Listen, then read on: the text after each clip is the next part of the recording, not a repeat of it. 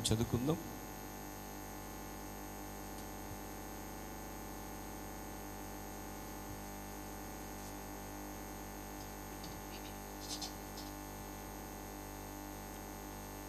మత్తయి సువార్త 2వ అధ్యాయము 1వ వచనం నుండి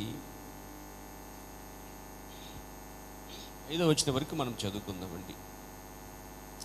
మత్తయి సువార్త 2వ అధ్యాయము 1 నుంచి 5వ వచనం చదువుకుందాం.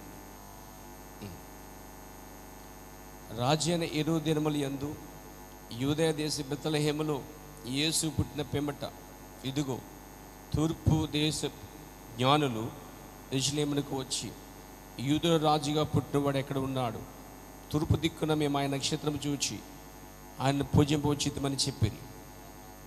హేరోదు రాజు ఈ సంగతి విన్నప్పుడు అతడును అతనితో కూడా యెరూషలేము వారందరూ కలవరపడిరి. కాబట్టి రాజు ప్రధాన యాజకులను ప్రజల నుండి శాస్త్రులను అందరినీ సమకూర్చి క్రీస్తు ఎక్కడ పుట్టినని వారిని అడిగాను. అందుకు వారు యూదయ బెత్లెహేములోనే ఏలయనగా, యూదయ దేశ బెత్లెహేమ, నీవు యూదా ప్రధానులో ఎంత మాత్రమును అల్పమైన దానవు కావు. ఇశ్రాయేలు నా ప్రజలను పరిపాలించు అధిపతి నీలో నుండి వచ్చును అని ప్రవక్త ద్వారా రాయబడి ఉన్నదనిది. దేవుడి వాక్యము దీవించునుగాక. చిన్న ప్రార్థనతో ముందుకు వెళ్దాం. సర్వశక్తి గల మా ప్రియ పరమ తండ్రి, చదవబడినటువంటి వాక్యాన్ని మీకు అప్పగించుకున్నాము. ఇది నీ కృపావాక్యమై ఉన్నది. దీనికి మేము లోబడిన వారై ఉన్నాము. ఇది మమ్మల్ని పరిపాలించును కాక దేవా, నిశ్చయముగా ఈ వాక్యం నుంచి మీరు మాతో ఉండమని, ముచ్చరించమని, తన తండ్రి తన పిల్లలకు సత్యం చెప్పినట్లు, నిజమైన భర్త భార్యకి దేవ తన రహస్యాలు చెప్పినట్లు, నా ప్రభువా ఈ ఉదయకాలంలో నీవే మా ప్రియుడైన దేవుడిగా ఉండి ఈ కార్యాలన్నీ బయలుపరిచి నడిపించమని, చదవని వాక్యం నీ కృపాసలుగా అప్పగించుకుంటూ వాక్యాన్ని విరిచి రొట్టిగా ఆహారముగా వడ్డించమని యేసు నామములో అడిగి వేడుకొనుచున్నాము. దయచేసుకోవచ్చు. కూడొచ్చిన పిల్లలందరికీ ప్రభువైన యేసుక్రీస్తు నామములో నా యొక్క హృదయపూర్వకమైన వందనాలు తెలియజేస్తున్నాను. అలాగే సంఘము నుండి, అలాగే బయట ఎస్విపి కంపెనీ నుండి, ఇంకా కొంతమంది సేవకుల నుండి ఉదయకాలంలో నేను నా యొక్క జన్మదిన శుభాకాంక్షలు స్వీకరించాను. వారందరికీ నా ప్రత్యేకమైన వందనాలు తెలియజేస్తున్నాను. నేను మీ అందరికీ రుణపడి ఉన్నాను. మీరు నా కోసం ప్రార్థన చేస్తున్నారు, అలాగే నేను మీకోసం కూడా ప్రార్థన చేస్తున్నాను. దేవుడు మనల్ని ఆశీర్వదించును గాక. సరే, వాక్యంలోకి వెళ్దాం. మనము ఈ ఉదయకాలంలో దేవుని వాక్యం చదువుకున్న వాక్య భాగంలోంచి అనంతరం మీ అందరికీ నాకు ప్రేమ మీద ఉంది. దానికంటే ముందుగా దేవుడు చిన్న కొత్తగా ప్రతిష్ఠ కార్యక్రమం ఉంది. ఆల్రెడీ ప్రతిష్ఠ చేసి ఇండివిజువల్గా, అయితే సంఘం తరపున అది ఒక ప్రతిష్ఠ కార్యక్రమం. మనం ఏది చేసినా సంఘముతో కలిసి చేస్తున్నాం. దేవుడు మనకి ఒక కొత్త కారు ఇచ్చాడు. ఎంతమంది సంతోషిస్తున్నారండి? మీ అందరూ ఆశ, నా కోరిక చెప్పినట్టు నేను కొనుక్కునేందుకు ఆనందం లేదు నాకు. మీరందరూ కొనుక్కొని చర్చికి రావాలని ఆశపడుతున్నారు. ఆ రోజు వస్తుందంటారా? ఎందుకు రాదు? ఇది మనకేనా లేకపోతే వారికేనా? మనకి సాధ్యమే నమ్మాలండి. నువ్వు పూర్తిగా నమ్ముకోవాలి. నేను చేయగలను, నేను సక్సెస్ కాగలను, నేను ఏ పనైనా చేయగలను, నేను చేతకాని దాన్ని కాదు, చేతకాని వాడిని కాదని ముందు నీకంటూ ఒక కాన్ఫిడెంట్ ఉండాలి. నాకు అది ఉంది. Praise the lord. ఏదైనా చేయాలంటే పూర్తి మనసు పెట్టి చేస్తాను. ఈరోజు నేను ఎస్పీపీలో సక్సెస్ అయ్యానండి. చాలా పెద్ద పెద్ద వాళ్ళ చేత నేను ఈ కార్యాలు పొందుకోగలిగాను. సాధ్యమా కాదంటే యాక్చువల్గా ఇది నా సంఘ బిడ్డలందరికీ పరిచయం చేశాను. అసలు ఆ స్టేజ్కి రావాలని చూడాలనుకున్నాను నేను వాళ్ళందరినీ. కానీ నన్ను దాంట్లో దోసేసి బయటకు వచ్చేసారు అందరూ. కానీ ఏదైనా సరే ఒక సక్సెస్ అనేది ఖచ్చితంగా ఎప్పుడు జరుగుతుందంటే దాన్ని నమ్మినప్పుడు. నమ్మాలి, దాన్ని వెంబడించాలి, చిత్త హృదయముతో శుద్ధ హృదయముతో పని చేయాలి. అప్పుడు దాని వెనక దేవుడు కార్యం చేస్తాడండి. సాధ్యం అందరికీనండి? అందరికీ సాధ్యమేనండి. దేవునికి మహిమ కలుగాక. ఏదేమైనా దేవుడు మనల్ని జ్ఞాపం చేసుకున్నాడు. మీ అందరి ప్రార్థన వల్ల ఇలా ఉన్నాం. దేవుడు ఇంకో కార్యం చేయాలి. మనకి పెద్ద ప్రాజెక్ట్ వర్క్ ఉంది. మనకేంటి? ఇల్లు, చర్చి రెండు కార్యం జరగాలి. వాడి కోసం స్థలం అయితే దేవుడు సిద్ధపరిచాడు, ఉంది ఆల్రెడీ. కానీ త్వరగా దాన్ని ప్రారంభించాలి, పని చేయాలి. దేవుడు ఆ ద్వారాలు కూడా తెరచును గాక. జస్ట్ మీరు ప్రార్థన చేయండి, డబ్బులు ఇవ్వండి అడగండి, నేను ప్రార్థన చేయండి. దేవుడే ఆకాశవాకులు తెరుస్తాడండి. ఎక్కడ తెరుస్తాడు నాకు తెలియదు, బట్ ఆయన మాత్రం తెరుస్తాడు. దేవుడు మిమ్మల్ని దీవించును గాక. సరే, మంచిది. సమయంలో మరి ఇది డిసెంబర్ నెల, ఈ సందర్భంలో మనము పుట్టినరోజు గురించి చెప్పుకోవాలి. ఎవరు పుట్టినరోజు అంటే యేసుప్రభు పుట్టినరోజు చెప్పుకోవాలి. అసలే ఈ కార్యాలన్నీ చూస్తుంటే ఈ డిసెంబర్ నెల, నవంబర్ నెల, డిసెంబర్, జనవరి వాతావరణం ఎలా ఉండదంటే పండగ వాతావరణం. అవునండి, అవునే కదా? నిజంగా పండగ అనేది 2 నెలలకైనా లేక 3 నెలలకైనా లేదండి. క్రీస్తుని కలిగిన ప్రతి వాడు నిత్యము పండగ కలిగి ఉంటాడండి. ఎప్పుడైతే మనం క్రీస్తుని కలిగి ఉన్నామో ఆ రోజే నిజమైన పండగ మనకి. క్రీస్తు మన జీవితంలో లేనప్పుడు అసలు పండగే లేదండి. క్రీస్తు మనలో ఉన్నప్పుడు క్రీస్తుని కలిగినట్టయి రక్షకుడుగా, ప్రభువుగా స్వీకరించి ఆయన కోసం నిలబడిన దినము నుండి ప్రతి క్రైస్తవుడు, నిజంగా క్రీస్తుతో జీవించే ప్రతి క్రైస్తవురాలు నిజమైన పండగలో ఉన్నారండి. దేవునికి మహిమ కలుగాక. అలాగే అదేవిధంగా ఈరోజు మరి నాతో కొత్తగా అంటే హైదరాబాద్ నుంచి 2 సిస్టర్స్ వచ్చారండి. వాళ్ళు ఒకసారి లేచి నిలబడమ్మా సిస్టర్స్. మన సిస్టర్ ఝాన్సీ గారు తెలుసు మీ అందరికీ. మరి ఆమెని హైదరాబాద్లో అమ్మగారిని పిలుస్తారు, ఎందుకంటే ఆమె అంతకుముందు పరిచయం చేసింది. ఆమె తర్వాత తెలుసుకుంది, వెనక మనకి బ్యాక్ బోన్గా ఉండి చక్కగా ప్రార్థన చేస్తుంది అనమాట. ఆ సహోదరుల ద్వారా ఈ సహోదరుల పరిచయం నాకు. ప్రేమల సిస్టర్ గారని చెప్పి ఈ సిస్టర్ గారండి, ఆవిడ వందనం తెలియజేస్తున్నాను. అలాగే సిస్టర్ లిల్లీ గారని చెప్పి ఆమె ఆర్ఎంపీ డాక్టర్ చేస్తున్నారు హైదరాబాద్లో. నేడు దినాన్ని వాళ్ళు మాతో పాటు వెంచరికి వచ్చారు చూడటానికి. తర్వాత వెళ్ళిపోవాలి, అసలు యాక్చువల్లీ టికెట్లు వెళ్ళిపోవాలి, క్యాన్సిలేషన్ అయిపోయిన వాళ్ళు టికెట్లు. వెళ్ళిపోవాల్సిన వాళ్ళిద్దరూ అయ్యా మేము రాత్రి ఉండిపోయి ఆరాధన చూసి వెళ్తామని చెప్పారు పెట్టండి. ఆ విషయం చాలా సంతోషించాను. దేవుడు వారిని దీవించిన కాక. ఇంకా ఈరోజు ఎవరైనా కొత్తగా వచ్చి ఉంటే వాళ్ళందరూ కూడా ప్రత్యేకమైన తెలియజేస్తున్నారు. ఎవరైనా కొత్తగా వచ్చి ఉంటే వారికి, కొత్తగా వచ్చిన వాళ్ళు ఉన్నారమ్మా, ఎవరు నూతనంగా వచ్చిన వాళ్ళు అమ్మ సిస్టర్ లేచిన ఇప్పుడు ఒకసారి మీకు థ్యాంక్స్ చెప్పాలి. God bless you. దేవుడి మీద దీవించిన కాక. చాలా సంతోషం. కూర్చోండి అమ్మ. Praise the lord. దేవునికి మహిమ కలుగాక. Praise the lord. Hallelujah, hallelujah. మీరంతా సంతోషంగా ఉన్నారండి. సో మరి దీనికి ఆలస్యం లేకుండా వాక్యానికి వెళ్ళిపోతాం. అందరూ కూడా వినడానికి సిద్ధంగా ఉన్నారండి. సత్యాలు వినడానికి సిద్ధంగా ఉన్నారా? సత్యములు, నిజాలు, బైబిల్లో ఉన్న నిజాలు వినడానికి సిద్ధంగా ఉన్నారా? ఈరోజు మన ఈ ఉదయకాలంలో బైబిల్లో నిజాలు తెలుసుకోబోతున్నాం కొన్ని కార్యాలు. అదేంటండి మేము చదివా విన్నాం? నో. ఇప్పుడు ఈరోజు విన్నది ఒక ప్రత్యేకమైన కార్యమండి. దేవునికి స్తోత్రం కలుగాక. మత్తయి సువార్తలో మనం ప్రారంభించిన వాక్యభావం చూస్తే అక్కడ బెత్లెహేమ్ అనే పదం కనిపించాడండి. బెత్లెహేమ్ అనే పదం కనిపిస్తుంది. Praise God. ఈ బెత్లెహేమ్ కోసము వైరిటిల్ బెత్లెహేమ్, బెత్లెహేమ్లో ఎందుకని అంటే వర్తమానం ఉంది. అయితే ఈ బెత్లెహేమ్ కోసము మాత్రమే చెప్పలేదు, కానీ నేను దాన్ని ఆనుకుని చాలా సంగతులు చుట్టరాలని ఆశపడుతున్నాను. ప్రభు నాన్న మహిమ కలుగాక. వాస్తవానికి మత్తయి సువార్త 2వ అధ్యాయంలో ఏం కనిపిస్తుందంటే యేసు ప్రభు పుట్టినటువంటి ఆ దినమున నక్షత్రము చూచి జ్ఞానులు తూర్పు నుండి యెరూషలేముకి బయలు వెళ్ళారు. ఇదే మనం చూసే బైబిల్. అది ప్రైజ్ ది లార్డ్.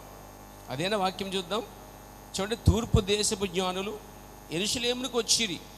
తూర్పు దేశం అనగా చూడండి, ఇక్కడ యెరూషలేముకి ఏదైతే తూర్పుగా ఉన్నదో ఆ తూర్పు దేశము నుండి జ్ఞానులు బయలు వెళ్ళి, తూర్పు దేశము నుండి వారు బయలు వెళ్ళి ఎక్కడికి వచ్చారంటే యెరూషలేముకి వచ్చారండి. ఏ సందర్భం అంటే ఆ దినాల్లో యేసు ప్రభు వారు జన్మించిన దినములు. Praise the lord. ఒక లోకరక్షకుడు జన్మించాడండి. ఎవరి కోసం తెలుసా అండి? పాపే నా కోసం, పాపైన మన కోసం అని జన్మించాడండి ఆయన. దేవునికి స్తుతి కలుగాక.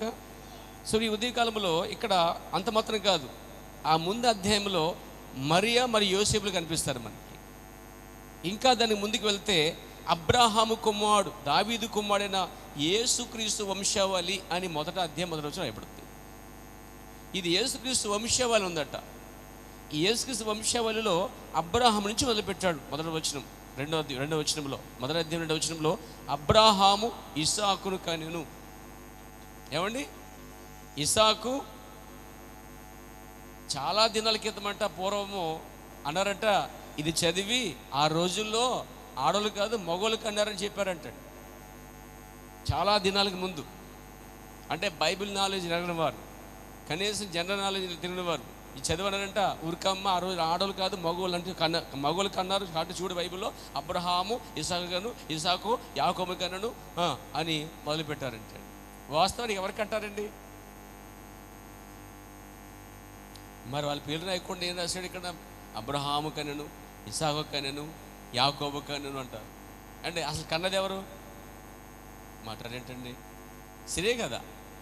ఇక్కడ చూడండి, అబ్రహాములోనే శారా దాగుందండి, ఇసాకులో రెబెకా దాగుంది, యాకోబులో రాహేల్ దాగుందండి. అలా దేవుడు ఒక పురుషుని పిలిచినప్పుడట, ఆ పురుషుని లోపల భార్యను కూడా సేవ పిలిచాడంటండి. ప్రభునామ మహిమ కలుగాక. ఇక్కడ ఒక కార్యం చూస్తాం మనం. 18వ వచనంలో యేసుక్రీస్తు జనన విధానం ఎట్లా అనగా చూస్తామండి. అసలు యేసుప్రభు ఎట్లా పుట్టాడు అనేది బైబిల్ చెప్తుందండి. ఎలా జన్మించాడు ఆయన, ఏ విధంగా జన్మించాడు ఆయన, మనలా జన్మించాడా లేక మనలా జన్మించాడని చూస్తుంటే వాస్తవానికి యేసుక్రీస్తు ఇక్కడ సంపర్కం లేకుండా జన్మించాడు. అంటే నో సెక్స్, స్త్రీ పురుషుల కలయిక ద్వారా మనందరం పుచ్చామండి. అది ఒప్పుకోవాల్సిందే ఖచ్చితంగా, అవునండి. ఇంకొక క్వశ్చన్ అండి, ఇప్పుడు పుట్టిన బిడ్డకి తల్లిదండ్రుల రక్తం పంచుకుని పుట్టాము అంటామా లేదా? తల్లి తండ్రి యొక్క ఇద్దరు రక్తం పంచుకుని పుట్టామని చెప్తారు. దాన్ని ఏమంటారండి అసలే అచ్చ తెలుగులో? తల్లిదండ్రులకు రక్తం పంచుకుని అని అంటాం. కానీ ఈ కాల ప్రవక్త దాన్ని బ్రేక్ చేసాడండి. ఆయన ఎలా చేశాడండి? తండ్రి రక్తం మాత్రమే ఉంటుందంట, తండ్రి రక్తం మాత్రమే ఉంటుందండి. అందుకే అబ్రహాం రక్తము ఇస్సాకులో ఉంది, ఇస్సాకు రక్తము యాకోబులో ఉంది. మరి స్త్రీ ఏంటంటే కేవలం స్త్రీ పొదుగు కేంద్రం మాత్రమే. ఆ గర్భములో దేవుడు ఏం చేస్తాడంటే స్త్రీ అండమును పురుషుని అండం కలయిక ద్వారా మనం వచ్చాం. Praise the lord. ఒక సంపర్కం ద్వారా పుట్టుకొచ్చాం. చెప్పాలంటే పాపం ద్వారా జన్మించామని చెప్పాలి మనం. కానీ క్రీస్తు ఆ విధంగా జన్మిస్తే అతను కూడా పాప అయిపోతాడండి. ఒక పాపిని ఒక పాపి విమోచించడం అసాధ్యం. దానికి యోబు ఏమన్నాడు? 14వ అధ్యాయంలో మనం చూస్తున్నాము. ఏమన్నాడట చూడండి, 14వ అధ్యాయం యోబు గ్రంథంలో యోబు పలికిన మాట చూడండి. చదవమ్మా. అమ్మ, పాప సహితములో నుండి పాపముల నుంచి పాపము లేనివాడు పుట్టగలిగితే ఎంత మేలు. అసలు ఎవడు పుట్టడట. అది యోబు చెప్పే మాట ఏంటంటే పాపములోంచి పాపము లేనివాడు పుట్టడం అనేది అసాధ్యం. విన్నారండి? మనమందరం పాపములోంచి పాపం ద్వారా పుట్టుకొచ్చాం. కానీ యోబు అంటున్నాడు, చదవప్పుడు మా పాప సహితుల నుండి పాపరహితుడు పుట్టగలిగినంత మేలు అన్నాడు. అంటే పాపముల నుండి పాపము లేకుండా పుట్టగలిగితే ఎంత మేలు అని యోబు అన్నాడు. పుట్టాడా లేదా? జన్మించాడా లేదండి? దాని చిన్న ఉదాహరణ, ఆ యొక్క చూడండి, చెరువులో, ఆ సరస్సులో చెరువులో ఒక లోటస్ వస్తుంది బయటికి అండి. కలగపువ్వు అంటాం మనం దాన్ని, తామర పువ్వు అంటున్నాం, వివిధ పేర్లు ఉన్నాయి. అది రావడానికి ముందు ఒక మురికి స్థానం అండి. అది ఒక భయంకర మురికి, అది దుర్వాసన దుర్గంధగల స్థలం. అది పురుగులు కీటకాలు ఇవి చాలా ఉంటాయి. అనేక భయంకరమైన మురికిలో నుంచి అది పుట్టుకొస్తుందండి.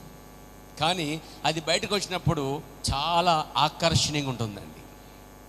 ఈరోజు మన జీవితం కూడా ఆ యొక్క చెరువులో పడిన ఆ మురుకులో నుంచి మనం తావం పురుగు లేకపోతే ఆ లోటస్ వలె మనం పైకి వచ్చామండి. ఎవరి కోసం తెలుసా? ఆ యొక్క ఆ పద్మం అనేది, ఆ పువ్వు అనేది ఏం చేస్తుందంటే భూమిలోంచి లేచి నేరుగా సూర్యుని కలుసుకోబోతుందండి. అంటే సూర్యుని చూడగానే వికసిస్తుంది. అది సూర్యుని కిరణాలు దాంట్లో పడుతున్నాయి. అది ఎంతో తేజమైన కార్యం అండి. ఈరోజు మురుకులోంచి మనం అందరము దేవుని చేత బయటికి పిలువబడ్డామండి.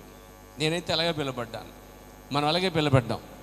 విలువ లేని రోత బతుకులో నుంచి మనము దేవుని హస్తము చేత బయటికి తీయబడ్డామండి మనందరూ కూడా. అందుకు దేవునికి కృతజ్ఞతలు కలుగును గాక. దాన్ని గుర్తుపెట్టుకుంటూ ఎప్పుడు దేవుని ఆరాధించడం, స్తుతించడం, గణపరచడం, సాక్ష్యం ఇవ్వడం అనేది మన జీవితంలో జరిగిన కార్యం అండి. దేవుని దగ్గర మహిమ కలుగాక. అయితే సమయము సందర్భం బట్టే మనము దేవుని ఆరాధించాలి, స్తుతించాలి. అలాగే సమయము సందర్భం బట్టే మనం దేవుని వాక్యం గురించి మాట్లాడాలి. చూడండి, పందుల దగ్గర ముత్యాలు వేయొద్దని రాయబడింది. విత్తనం వేసేవాడట ఆకాశం చూసి అది మంచిగా ఉందా లేదో చూసి, సమయం చూసి, కాలాన్ని బట్టి ఏంటంటే విత్తనం వేయాలట. మనం మబ్బుగున్న వేళలో ఎవడన్నా విత్తనము వేయడండి. కాబట్టి విత్తేవాడు పైన ఆకాశం చూసి విత్తవలసినది, మాట్లాడేవారు దాని గురించి చెప్పేవారు ఆ ముత్యాలు అనేవి విలువైన వారి దగ్గర సమయం చూసి మెల్లిగా వదిలిపెట్టాలండి. అదే పందుల దగ్గర వేసాం అనుకోండి, దానికి విలువ తెలియదు కాబట్టి చీల్చి అంటే పడేస్తాయి. కాబట్టి ఈరోజు వాక్యాలు ముత్యాలండి. వాటిని ఇంకోటి యేసుక్రీస్తు నామాన్ని వ్యర్థంగా ఉచ్చరింపకూడదండి. వ్యర్థంగా ఉచ్చరింపకూడదు. ఏకాగ్రత కలిగి, నిష్ట కలిగి, నీకు నీవుగా ఉండి, ఎవరి కోసమో చూపించుకోకలేదు కానీ దేవుని ఎదుట నిన్ను దేవుని బయలుపరచుకోవాలి. వ్యక్తిగతంగా దేవునికి నీకు సరైన సంబంధం ఉందో లేదో చూసుకోవాలి. అప్పుడు దేవుడు నిజంగా నీ ద్వారా నా ద్వారా గణపరచబడతాడండి. మనం పైకి భక్తి గలవారే కనిపించక్కర్లే, దాని శక్తిని ఆశ్రయించాలండి.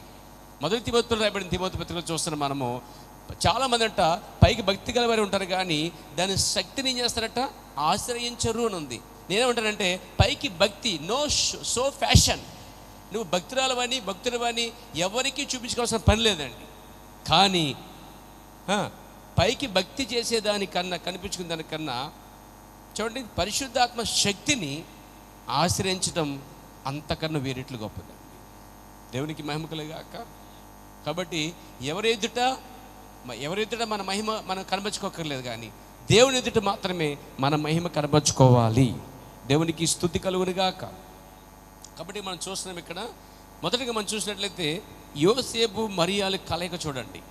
Praise God. బైబిల్ ప్రకారంగా యెషయా గ్రంథం 9 ప్రకారముగా ఏమండి ఆయన కన్యక ద్వారా జన్మించాలి. 9:14 ఏం చెప్తుందంటే కన్యక గర్భవతి కుమారుని కనును అని యెషయా గ్రంథంలో ఉన్న ప్రవచనమే ఇక్కడ నెరవేర్చబడాలి.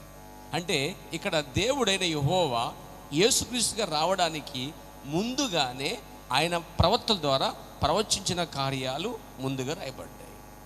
దేవుడు ఏది అన్ఎక్స్పెక్టెడ్గా అకస్మాత్తుగా చేయడంటండి. ఏది జరిగినా ఇంతకు ముందే ఆయన ఆలోచన ఉందండి. దేవునికి స్తుతి కలుగాక. సో నెంబర్ 1 చూద్దాం. మరియా యోసేపులు వింత జంట, వింత వివాహం వాళ్ళది. వాస్తవానికి మరియా అక్కడంటే గలిలయ దేశంలో నజరేతుకు చెందినది. యోసేపు ఎవరంటే బెత్లెహేము చెందినవాడు, దావీదు వంశస్థుడు. వాస్తవానికి వీళ్ళిద్దరూ కలవడం చాలా కష్టమండి. ఎందుకంటే నజరేత్ అనే పేరు ఏమాత్రం ఆ దినాల్లో మంచిగా లేదు.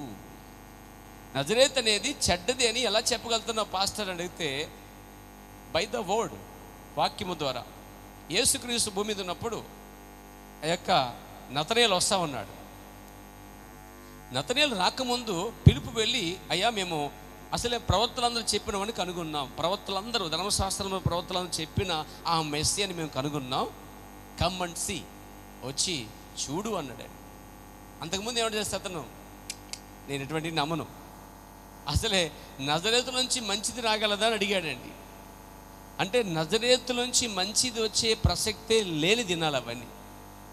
కానీ దేవుడు ఏదైతే కడ్డుగా ఉంటుందో, ఏదైతే కష్టంగా ఉంటుందో, ఏదైతే మనుషులకి అసాధ్యమో దాన్నే దేవుడు తీసుకున్నాడు. ఇప్పుడు కూడా దేవుడు వింతకాలు చేసే దేవుడు అండి. ప్రపంచంలో ఎన్నడూ ఏ కన్యక కుమారుని జన్మించలేదు. కానీ దేవుడు ఒక రోజును దేవుడు ఏం చేశాడంటే ప్రపంచానికి ఒక వింత చూపించాడు, కన్యక ద్వారా గర్భము ధరించడం అనే కార్యాన్ని. అది అంతకు ముందు కానీ ఆ తర్వాత కానీ ఇస్రాయేలులో ఎక్కడా లేని కార్యం అండి అది. ప్రభు నన్ను మహిమ కలుగాక. అలాంటి ఎంత చేసే కార్యాలు. కాబట్టి మనం చూసింది ఏంటంటే ఇక్కడ యోసేపు మరియలకి ఏ సంబంధం లేదు. పైగా ఈ రెడ్ లైట్ ఏరియా, భయంకరమైన మంచి పేరు లేని ప్రాంతం అది. కానీ మంచిదాన్ని ఏదైతే మంచిది కాదనుకుంటున్నామో దేవుడు దాన్నే అక్కడి నుంచే మంచి తీసుకురాగలడని మీరు నమ్మగలరా? ఏది మురికైపోయిందో అనుకున్నామో ఆ మురుకులోంచి ఒక ఆకర్షణమైనటువంటి ఆ కలపూ రావట్లేదా, లేకపోతే ఆ తామరపూ రావట్లేదా, లేదా లోటస్ రావట్లేదా? అలాగే చెడిపోయిన జీవితంలోంచి దేవుడు మధురంగా మార్చగలడని మనం నమ్మినప్పుడు చేస్తున్న కార్యాలు. మీకు తెలుసా, మరి ఎరుకో ప్రాంతం చెడిపోయింది, ఎరుకోది శాపగ్రస్తమైంది. కానీ ఎరుకోలో నుంచే దేవుడు రాహాబును బయట తీసుకొచ్చాడండి.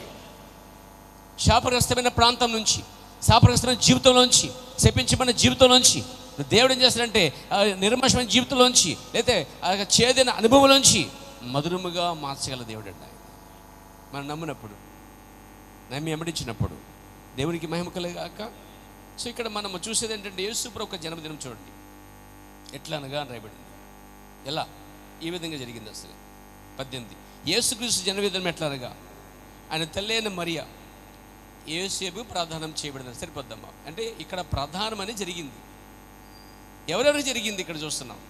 యోసేపు అనే వ్యక్తికి, మరియాకి ప్రధానం జరిగింది. అసలు ఈ ప్రధానం గురించి ఆలోచిస్తే మరియాకి ఇంచుమించుగా 18-19 సంవత్సరాలు అంటండి.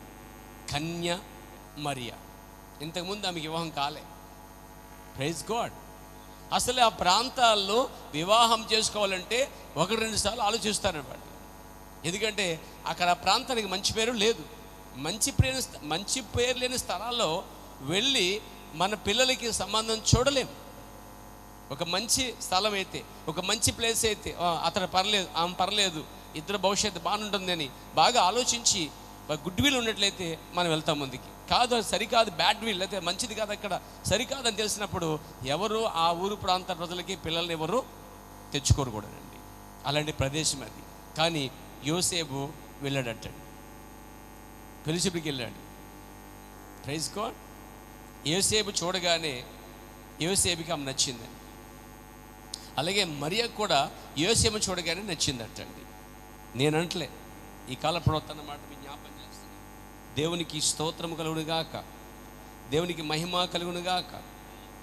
ప్రైజ్ గాడ్, హల్లెలూయా. నిజంగా ఈ గొప్ప కార్యం చదువుతున్నాను పేద. వాక్యం మీద నింద అనే వర్తమానం, వాక్యం నిమిత్తం నింద అనే వర్తమానంలో దేవుని ప్రవక్త అంటున్నాడు, మరియా యోసేపులు వెళ్ళిపోచున్నప్పుడు వారు ఒకటవడానికి ముందు హేళనగా చేయబడ్డారు. నీ ఒక వేశ్యని వివాహం చేసుకునిచున్నావు, అది చచ్చినిమిగా మార్చబడిందట. ఇదంతా వివాహానికి ముందు ప్రధానమయ్యే కార్యం చూస్తున్నాం. కానీ యోసేపు వచ్చాడు, చూసుకున్నాడు, మాట్లాడుకున్నాడు, ఇద్దరికి నచ్చింది. ప్రవక్త అన్నాడు, అతడు ఆమెగా నచ్చాను, ఆమె అతడిగా నచ్చాను. ఎందుకో తెలియదు కానీ ఒకరొక్కనొకరు ఇష్టపడేది, ఎందుకో తెలియదు కానీ అంటాడండి. ఎందుకండి? యేసుప్రభు రావడానికి అండి. అది జరగకపోతే యేసు వచ్చి ఉండేవాడా? దాని వెనక దేవుని కార్యం ఉంది. మనం ఊహించిన కార్యాలు జరిగితే దేవుడు చేస్తాడు. ప్రభునామమున మహిమ కలుగాక. ప్రధానం అయిపోయింది, పుచ్చుకున్నారు. ఆ తర్వాత టాకింగ్ తెలుసండి, ఆయనకి ఇదివరకే పెళ్ళయింది, 4 కుమారులు, 4 బిడ్డలు ఉన్నటువంటి. ఎవరికి? యోసేపుకి పెళ్ళయి భార్య చనిపోతే 4 సంతానం ఉందండి. బైబిల్ మీరు చదవడం బాగా, ఆయన అక్కయు చెల్లియు, ఆయన సహోదరులు మనతో పని చేయలేదా అనే మాట మీరు చదివితే అక్కడ 4 సార్లు చదవడం బాగా అర్థమవుతుంది. ఆయనకి అక్కయు లేక సహోదరులు ఉన్నట్టుగా లేఖనం చెప్తుందండి. మీకు అర్థమైందండి? యోసేపుకి ముందే వివాహమైంది, అతనికి 42 సంవత్సరాల పైన ఉంది, ఈమెకి 19 సంవత్సరములు. సాధ్యమా ఇది అంటే అసలే వివాహ సమయం ప్రధాన టైంలోనే విమర్శ స్టార్ట్ అయింది వారికి. ఇది ఎలా, ఇదే విధంగా జరిగిద్ది అని అందరూ విమర్శించారండి. అసలు ప్రారంభంలోనే ప్రధానములోనే మరియకు నింద వచ్చింది. కుటుంబం ఒప్పుకోలేదు, ఆ బయట ఒప్పుకోలేదు. ఈమెకి ఇతనికేమో అసలు ఆ ప్రాంతం వద్దురా, ఆల్రెడీ భార్య పిల్లలు కలిగి ఉన్నాం, చనిపోయింది, అసలు ఇప్పుడు ఆ ప్రాంతం తీసుకొస్తే ఎలాంటి వేషం ఉంటుందో అదంతా చెడిపోయిన ప్రాంతము అని ఇతని నుంచి వచ్చింది ఒత్తిడి, ఆమె నుంచి వచ్చింది ఒత్తిడి. ఎందుకంటే అతని వయసు అయ్యింది, తర్వాత తనకు పిల్లలు ఉన్నారు, భార్య చనిపోయింది, ఎలా చూస్తాడు ఏంటో. ఇటు అటు కూడా 2 వైపులా ఒక ఘర్షణ స్టార్ట్ అయింది. అయినా వారిద్దరూ ఇష్టపడ్డారండి, వివాహం చేసుకుందామని ప్రదానం చేసుకున్నారండి. ప్రధానమే ఒక భయంకర సెన్సేషన్ అయింది. ఒక భయంకరమైన పరిస్థితులు ఎదుర్కొన్నారు. గందరగోళం గలిబిలిగా ఉన్న సమయం అది. ప్రధానం అయిపోయిన తర్వాత ఇంకొక వార్త వచ్చింది యోసేపుకి, ఆమె గర్భం ధరించింది అని. అరే పెళ్ళే కాలేదు, అసలు పెళ్ళికి ముందే ఎలాంటి గందరగోళం ఏర్పడింది, అసలు ఆ ప్రాంతమే ఎలాంటిది. ఒకసారి ఇమేజిన్కి వెళ్ళండి, ఆలోచించండి ఎలాంటిదో ప్రదేశం. గలిలయ ప్రాంతము నజరేతుకి ఏ మంచి పేరు లేదు. అక్కడంతా కూడా అందరూ చెడిపోయిన వారని ఒక ముద్ర ఉన్నది. ఆల్రెడీ చెప్పారు ఇతనికి, వద్దురా ప్రాంతంలో, వద్దు ఆ ప్రాంతము, అసలు ఆ ప్రాంతంలో ఏ పిల్ల వద్దు, ఎందుకంటే అది రెడ్ లైట్ ఏరియా, మంచిది కాదు, అసలు అది వద్దు అని చెప్పినా కానీ ఇతను కావాలని పట్టుబట్టాడు. ఆమెనేమో అసలు వద్దు, ఇది భయంకర సాక్ష్యం, ఇక్కడ అసలు పరిస్థితి బాగాలేదు, ఇక్కడ ఇలాంటిది నువ్వు జీవితం కాపాడుకున్నావు, నీ కన్యత్వం కాపాడుకున్నావు, పోయి ఆయనకి ఎందుకు ఇస్తావు నువ్వు, అతను ఆల్రెడీ పెళ్ళైంది, భార్య చనిపోయాడు, పిల్లలున్నారు, పిల్లలున్నారు, ఎందుకు అంత అవసరమా అని ఇటు వచ్చాయి. అయినా ఆమె అతన్నే చేసుకుంటున్నాను.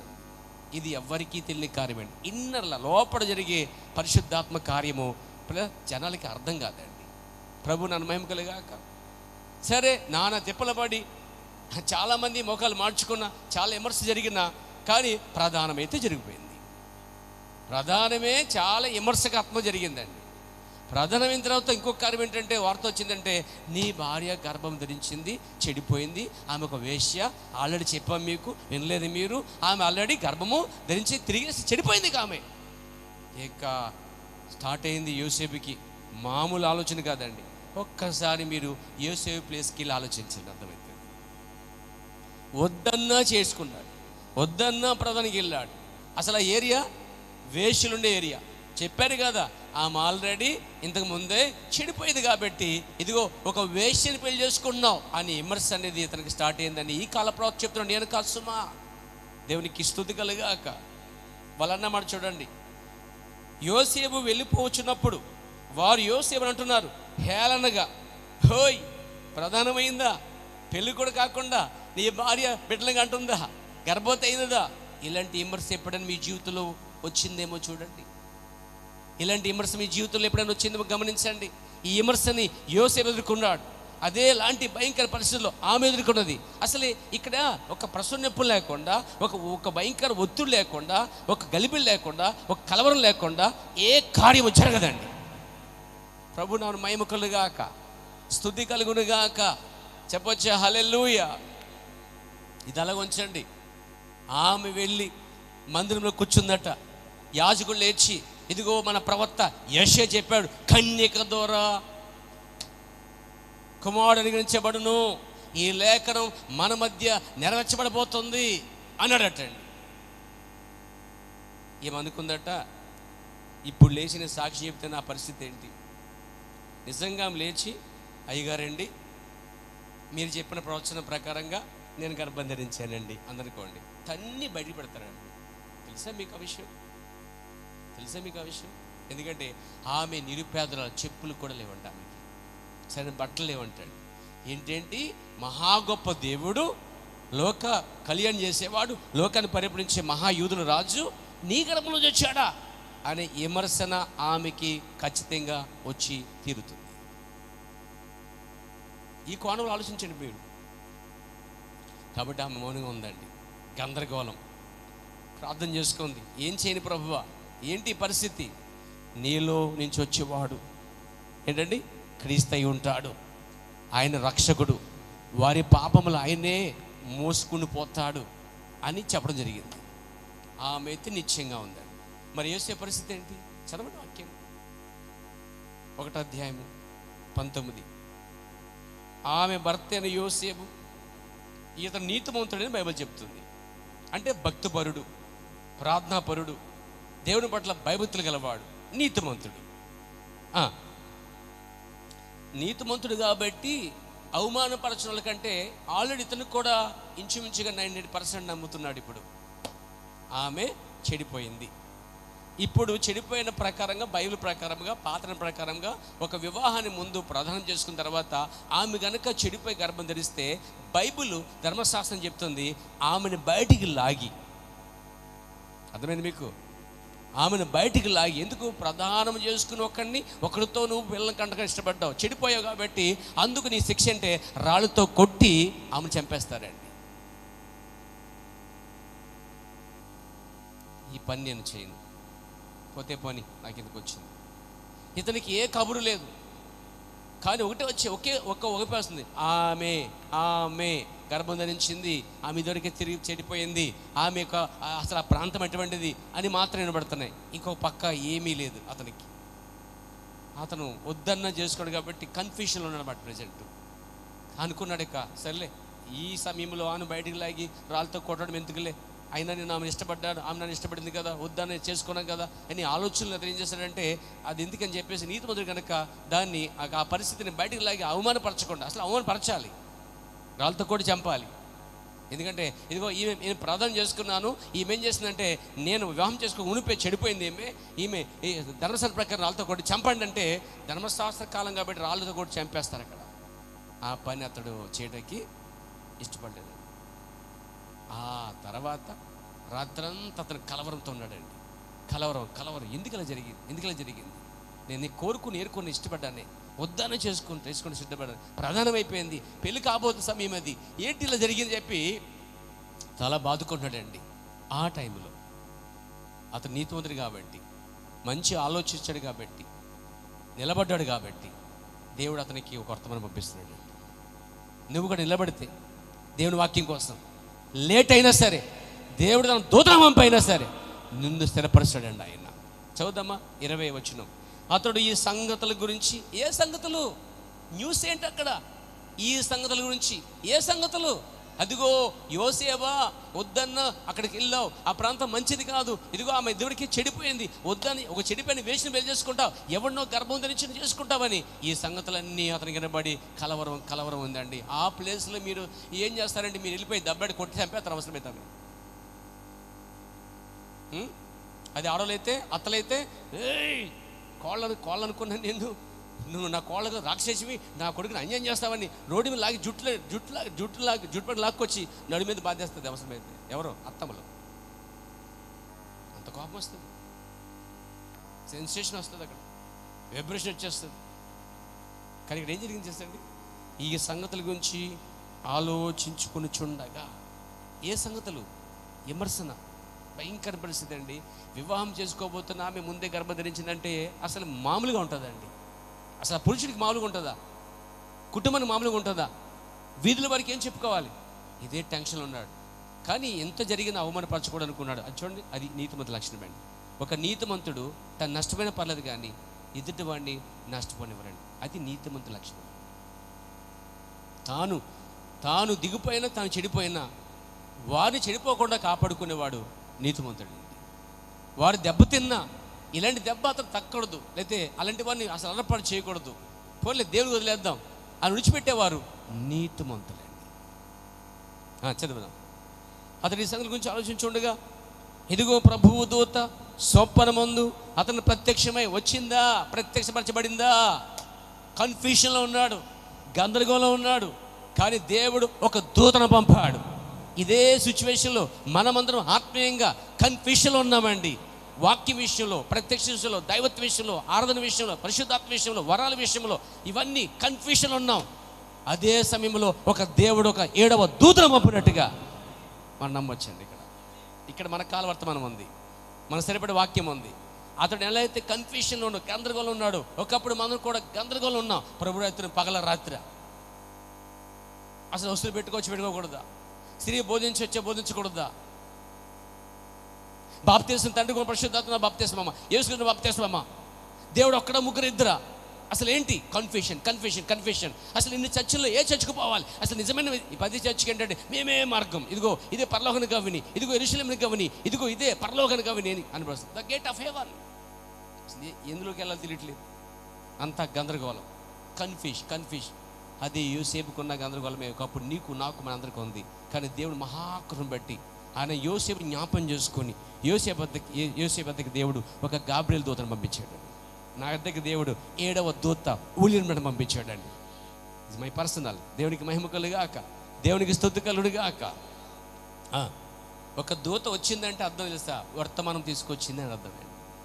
ఒక దూత ఏ టైంలో పంపడం తెలుసా అండి, కన్ఫ్యూషన్లో, గందరగోళంలో, ఇదా అదా అనే సమయంలో, ఎటు తేల్చుకునే సమయంలోనే దేవుడు ఏలి అనే ఒక దూతని, ఏలి అనే ప్రవక్తని ఆ రోజు గలిబిలో ఉన్నటువంటి ఆ బయలుదేవుడ యెహోవా దేవుడు సమయంలో ఆ గందరగోళంలో దేవుడు ఏలియని పంపించాడండి. ఈ ప్రపంచ గందరగోళంలో దేవుడు ఏలియని మరలా పంపించాడండి. Praise God. దేవునికి మహిమ కలుగాక. అంటే కన్ఫ్యూషన్ ఉన్నప్పుడు దేవుడు జ్ఞాపం చేసుకొని ఒక దూతను పంపడం అనేది ఎంత ఆశీర్వాదకరమో ఆలోచించాను. మనందరం కన్ఫ్యూషన్ ఉన్నప్పుడు దేవుడు ఏం చేస్తాడంటే 7వ దూతను పంపించాడు. అప్పుడు కన్ఫ్యూషన్ అంతా క్లియర్ అయిపోయింది.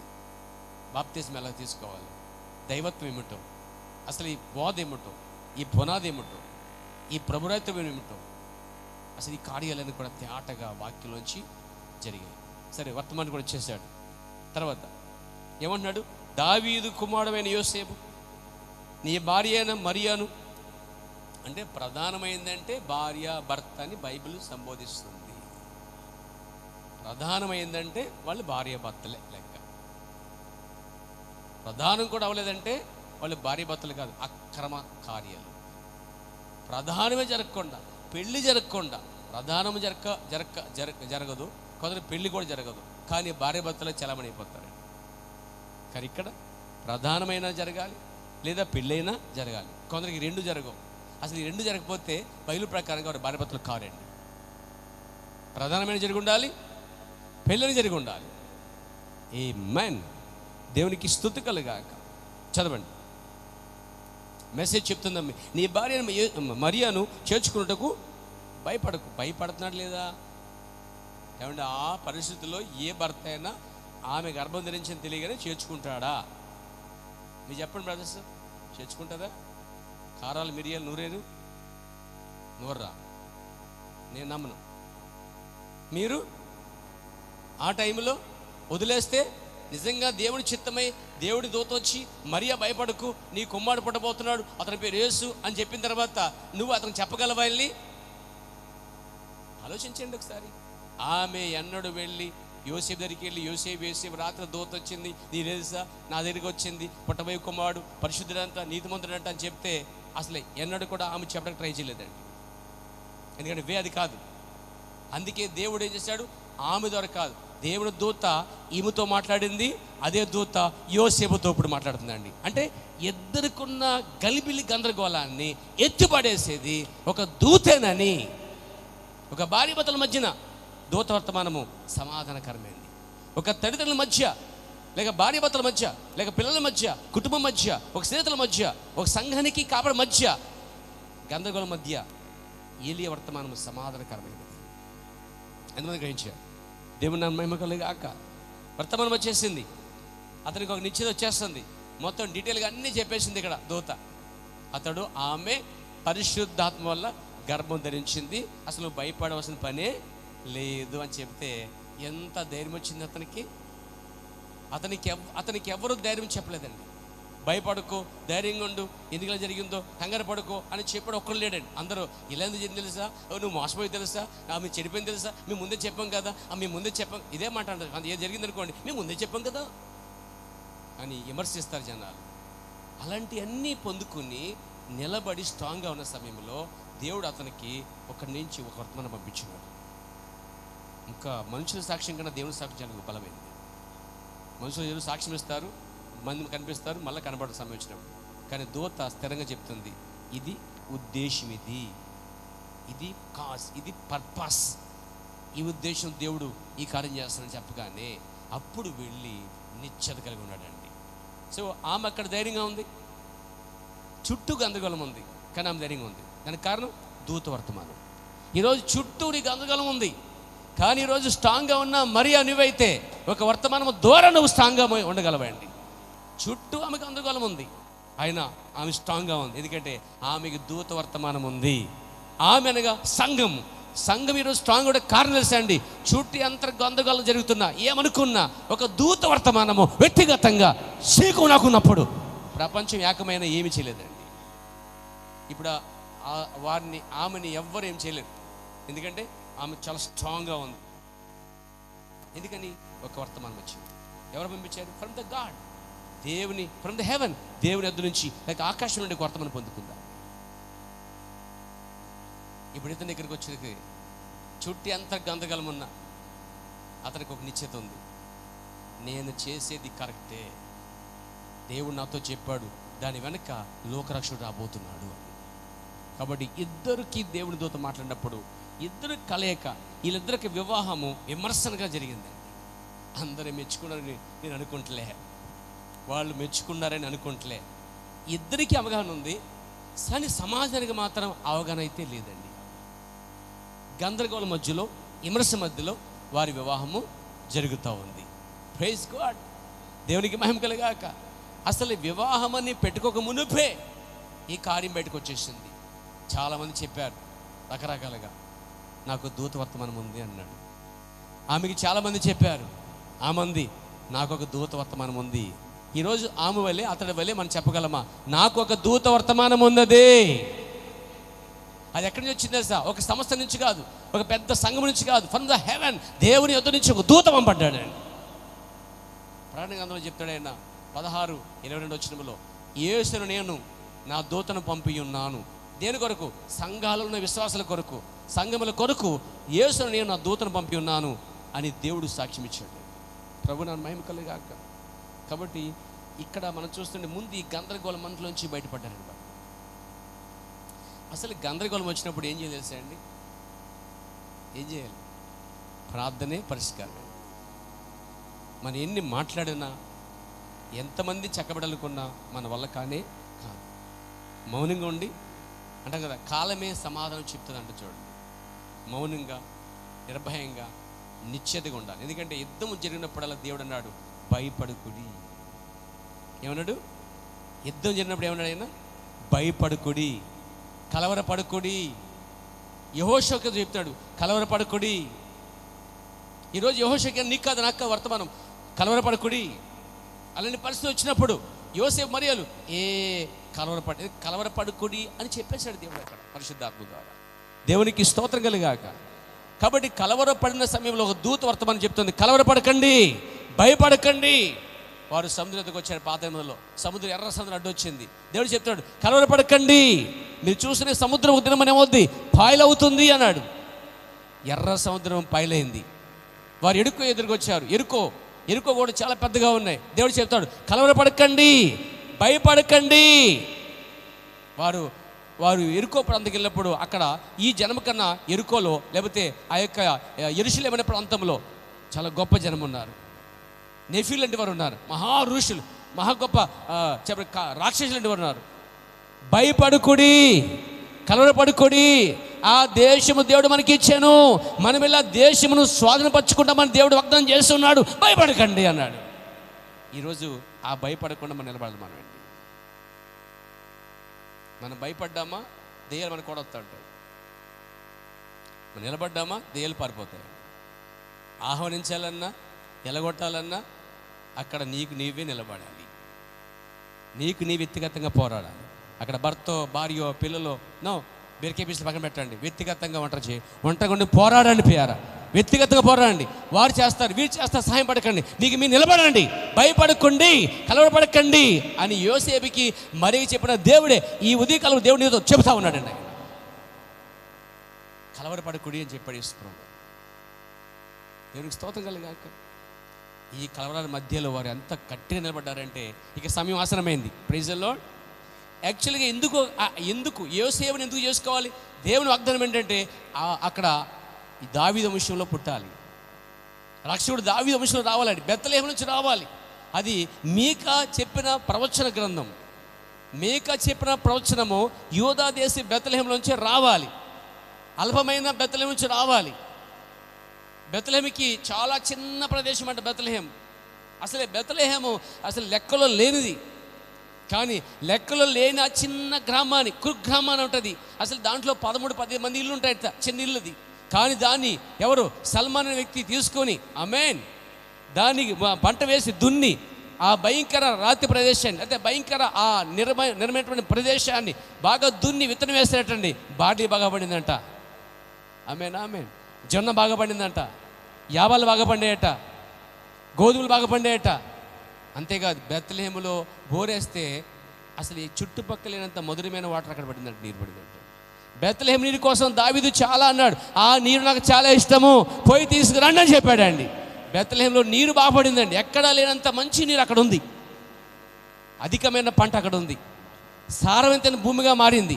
అసలు అది ఏమీ కనుగొనే సమయంలో సల్మాన్ అనే వ్యక్తి వెళ్ళి రహాబుని పెళ్లి చేసుకొని ఇద్దరు వెళ్ళి ఆ భూభాగంలో దున్ని పంట వేస్తే మధురమైన ఆహారం వచ్చింది అక్కడ. ఇక వాడు చెప్పాలంటే ఇక విషయం చెప్పాలి. వేశ్య చెడిపోయిన ఎరుకో ప్రాంతంలో ఆమె ఉంది. ఎరుకో శపించబడిన ప్రాంతం. ఆ ప్రాంతంలో ఇంకా చెడిపోయింది ఎవరు? రహాబు వేశ్య. కానీ యుద్ధం జరిగినప్పుడు ఆ సల్మాన్ వెళ్ళి ఏం చేశాడంటే ఆ సైన్యాధిపతి వెళ్ళి ఆమెను పెళ్లి చేసుకుని తీసుకొచ్చాడు. ఎరుకో అనే శాపగ్రస్తమైన స్థలము నుండి, మళ్ళీ వినండి, ఎరుకో అనే శాపగ్రస్తమైన స్థలము నుండి బెత్లెహేం అనే ఆ రొట్టెలింటికి తీసుకొచ్చాడు. ఎందుకంటే బెత్లెహేం అనగా దేవుని ఇల్లు, దేవుని రొట్టెల ఇల్లు అని రాయబడి ఉందండి. Praise God. శపించబడిన స్థలంలోంచి ఇతడు వివాహము ద్వారా సల్మాన్ ఇతడు ఆమెను తీసుకొస్తున్నాడట. శాపగ్రస్తంలోంచి ఈరోజు యేసుక్రీస్తు అనే మన దేవుడు వివాహము ద్వారా ఒక ఉన్నతమైన ప్రదేశం తీసుకొస్తున్నాడండి. ఎంత మాదిరిగా ఉందో చూడండి ప్రియారా. శాపగ్రస్తమైన భూమి నుంచి, శాపగ్రస్తమైన బ్రతుకుల నుంచి, శాపగ్రస్తమైనటువంటి నిర్మాషమైన ప్రాంతం నుంచి దేవుడు మనల్ని ఎన్నుకొని పెళ్లి చేసుకుని తీసుకుని ఉన్నత స్థలాలు పెట్టబోతున్నాడండి. మీకు తెలుసా, బెత్లెహేములో పంటని చూస్తే అక్కడి నుంచే చుట్టూ ప్రాంతాలకు వ్యాపించిందంటే అండి. ఇక అన్నీ కలిపి అనుకున్నాయంట బెత్లెహేమును అంతు చూడాలనుకున్నారంట. బెత్లెహేమును వశపరుచుకొని చూశారట. కానీ బెత్లెహేం మొట్టమొదట బెత్లెహేమును డెవలప్మెంట్ చేసింది ఎవరంటే సల్మాన్ అనే వ్యక్తి అండి. అక్కడి నుంచే బోయ వచ్చాడు, అక్కడి నుంచి యెషయి వచ్చాడు, అక్కడి నుంచే దావీదు వచ్చాడు, అక్కడి నుంచే యోసేపు వచ్చాడు. అక్కడ జన్మించాడు యేసు ప్రభువు వారండి. Why little Bethlehem? ఎందుకు బెత్లెహేం జన్మించాలి? ప్రవక్త అన్నాడు. అక్కడ కాదేశు ఉన్నదట ఊరు, చాలా పెద్ద ప్రాంతాలు ఉన్నాయి. ప్రైజ్లో సిలుహో ఉంది. సిలుహో ఎలా తెలుసా? ఇశ్రాయేల్ వారికి అతి ప్రాచీనమైన ఆరాధన స్థలం అంటాడు సిలుహో. కానీ అక్కడ ఆయన జన్మించాడు. ఆమేన్. ఈ గొప్ప స్థలములో దేవుని యొక్క మందాసము విశ్రమించున్నది. సిలుహోలోనే మందాసం ఉన్నది. ఆరాధించడానికి అక్కడికి వెళ్ళేవారు జనులు. సిలుహో ఆయన ఎందుకు జన్మించలేదు? సిలుహోలో జన్మిస్తానని దేవుడు చెప్పలే, బెత్లెహేములో అని ముందే రాసి పెట్టాడండి. అక్కడ బెత్లెహేము రాయబడితే ఈ బైమిస్టిక్లో వెళ్ళి సిలుహోలో పుట్టి జన్మించలేడండి. ఆమేన్, ఆమేన్. సిలుహో అనే ప్రాంతంలో అది పెద్ద స్థలము, ఆరాధన స్థలము, ప్రాచీనమైన ఆరాధన స్థలము. అక్కడ మందాసం ఉన్నది, కానీ ఆయన అక్కడ జన్మించలేదు. అది ఒక ఆశ్చర్యం. రెండోది గిల్గాల్. గిల్గాల్ మంచి పేరు ఉందండి, తెలుసా? గిల్గాల్లో మంచి వైద్యులు ఉన్నారు. గిల్గాల్ అనేది గుగ్గిలం కూడా ఒక మందు దొరుకుతుంది అన్నమాట. ఇక్కడ ఎల్ల మందు అని ఉంటుంది చూడండి. ఇంకేమా చూడండి, గిలాదులో గుగ్గిలం ఉందండి. గిలాదు అనే ప్రాంతంలో గుగ్గిలం అనే ఒక మందు అండి, ఎల్ల మందులాగా. ఇంకా స్పెషల్ ఉంటాయి కొన్ని కొన్ని, తెలుసా మీకు? పుత్తూరు కట్టలు తెలుసు మీకు? పుత్తూరు తైలం, పుత్తూరు కట్లు ప్రాధాన్యం ఉంటాయండి. ఇరిగిపోయిన ఎముకలు కట్లు అయితే అసలే ఇంగ్లీష్ మందు లేకుండా అతికిపోతుంది, ప్రపంచం అంతా పేరుంది. అలాగా గిలాదులో గుగ్గిలం అనేది ఒక మందు అనమాట. గుగ్గిలము అక్కడికి వెళ్ళి వైద్యం చేయించుకున్న ప్రతి వారు రోగులు బాగుంటున్నాయి. అంటే చూడండి, గిల్గాల్ అనే ప్రాంతంలో గొప్ప ఆత్మ సంబంధమైన ఆరాధన స్థలం ఉందంట. గిల్గాల్లో మందు ఉంది. ప్రతి వైద్యుడికి దొరికే మందు, ప్రతి రోగికి స్వస్థపడటానికి మందు అడుంది. ఆ ప్రాంతంలో పేరుగాంచిన ఆ గిల్గాల్ ప్రాంతంలో కూడా దేవుడు జన్మించినదంట. ఇంకోటోది సియోను పర్వతం, మహా గొప్ప పేరుగాంచిన పర్వతం. సియోను పర్వతము ఏమంటే గొప్ప పేరుగాంచింది. సియోనులో చూడండి, ఆ సియోనులో జన్మించలేదు. కారణం అది ఒక గొప్ప చరిత్రాత్మకమైన స్థలం. అక్కడ గతించిన యుగముల గుండా ప్రభు తన ప్రజలను దీవించిన స్థలం. అదే పర్వతం నుంచి ఎవరు? మోషే ధర్మశాస్త్రం తీసుకొచ్చిన స్థలం అది. అయినా సియోను పర్వత ప్రాంతాల్లో ఆయన జన్మించలేదు. మూడోది హెబ్రీ. నాలుగోది హెబ్రోన్. హెబ్రోన్ అనే ప్రాంతం పేరుగాంచింది. చూడండి, అక్కడ హెబ్రోన్ ఒక గొప్ప పట్టణం ఉన్నది. అక్కడ ఆశ్రయపురములు ఉన్నాయి. హెబ్రోన్లో రామోద్గిలత్ ఉన్నది. హెబ్రోన్లో ఆశ్రయపురాలు ఉన్నాయి. అయినా సురక్షితమైన స్థలాల్లో ఉన్న అక్కడ కూడా ఆయన జన్మించాడు. ఇకపోతే ఆఖరిగా కాదేష్ బర్నయ. కాదేశ్ బర్నయ గురించి మనకు తెలుసు, మోషే కాలంలో దాని గురించి ఒక ప్రత్యేక పేరు ఉన్నది. అయినా కాదేశ్ బర్నయలో కూడా జన్మించారు. చూసారా, దాని గురించి ఆలోచించిన నేను ఆయనను కాదేశ్ బర్నయకు తెచ్చి ఉండేవాడు. కారణం అక్కడ తీర్పు పీఠం ఉన్నది. కాదేశ్ బర్నయ దగ్గర తీర్పు బలిపీఠం ఉన్నది, ఒక ఆశ్రయం ఉన్నది. తీర్పు బలిపీఠం అనేది అక్కడ ఉన్నాను, అది పేరు ఉన్నాను. చూడండి, కాదేశ్ బర్నయను పేరుగాంచిన పట్టణాలైనను దేవుడు ఎన్నిక చేసుకోలేదు, బెత్లెహేములోనే పుడతాని చెప్పాడు. అది మీకా గ్రంథము 5వ అధ్యాయంలో మనం చూస్తున్నాం. చదువుతారా? మీకా. Praise the Lord. 5:2 వచనమండి. బెత్లెహేము ఎఫ్రాత యోదావారి కుటుంబాలలో నీవు స్వల్ప గ్రామైనను నా కొరకు ఇశ్రాయేలును ఏలబోవాడు. ఇది ప్రవచనమండి. మీకా అనే ప్రవక్త పరిశుద్ధాత్మ చెప్పాడంటే గిల్గాల్ అని చెప్పలేదు, హెబ్రోన్ చెప్పలేదు, కాదేశ్ బర్నయ చెప్పలేదు, సియోన్ అని చెప్పలేదు, సిల్హో అని చెప్పలేదు. ఇవన్నీ పేరుగాంచిన పట్టణాలు, చరిత్రాత్మకమైన పట్టణాలు, దేవుడు కదలాడిన పట్టణాలు, బలిపీఠాలు, అగ్నిదికి వచ్చిన పట్టణాలు. కానీ ఇక్కడ దేవుడు పుడతాడని చెప్పలేదు. కానీ ముందుగా రాయబడింది ఏంటంటే బెత్లెహేములో అని. అందుకే జ్ఞానులు ఎప్పుడైతే వచ్చారో అక్కడ ఒక కలవరం స్టార్ట్ అయింది. మళ్ళీ కలవరం. వాళ్ళు వచ్చి, అయ్యా యూదురాజుగా పుట్టినవాడు ఎక్కడున్నాడు, మేము ఆయన్ని ఆరాధించక వచ్చామన్నారు. అసలు యూదురాజు ఎక్కడుంటాడు? ఈ రాజుకి ఇంకో రాజు తెలియట్లేదు. అలాగే రాజకీయానికి అసలు రాజు తెలియదు. అందుకే రాజకీయానికి వెళ్ళకండి. ఆయన ఒక రాజకీయానికే చక్రవర్తి అండి. ఆయన రాజులు మార్చేవాడు ఆయనే, ఏమండి, ఎమ్మెల్యేలు మార్చేవాడు ఆయనే, ఎంపీటీసీలు మార్చేవాడు ఆయనే, మొత్తం చక్రం తిప్పాడు కూడా ఆయన అనమాట. మనమే ఓట్లతో వచ్చిన కాదండి, ఏమండి, దేవుడు పెడితే వచ్చిన కాదు. అది చెడ్డోడే మంచోడైనా భరించవలసింది. అది క్రూరుడో కరుణాకరుడో తర్వాత విషయం అది. కానీ అది జరగవలసిన కార్యమండి. ఎందుకంటే సింహాసనం కూర్చోబెట్టేవాడు, దించేవాడు, గద్దెలు ఎక్కించేవాడు ఆయనే, గద్దెలు దించి గడ్డి పెంచేవాడు కూడా ఆయనని బైబిల్ చెప్తుందండి. సో అది మన పని కాదు. Praise the lord. అది దేవుడు చూసుకుంటాడు. దేవుడికి మహిమ కలుగాక. కాబట్టి బెత్లెహేములోనే జన్మించాడా, అసలు ఎక్కడ పుడతాడు రాయబడిందో ఒకసారి అందరిని పిలిచాడట. ఎవరిని? శాస్త్రులందరినీ, ధర్మశాస్త్ర ఉపదేశాలు అందరూ పిలిచేవారు. బాబు అసలు గ్రంథాలు తెరవండి, నాకు టైం లేదు, చూసుకుంటాక మీరు చదవండి.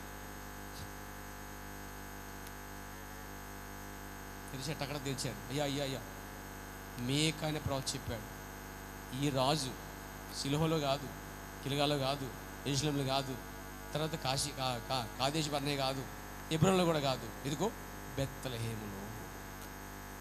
అవునా ఆశ్చర్యపడ్డాడు. నేను రాజు కొండ ఇంకో రాజు పుట్టాడేంటి? కలవరం స్టార్ట్ అయింది. దేవునికి స్తోత్రం కలుగాక.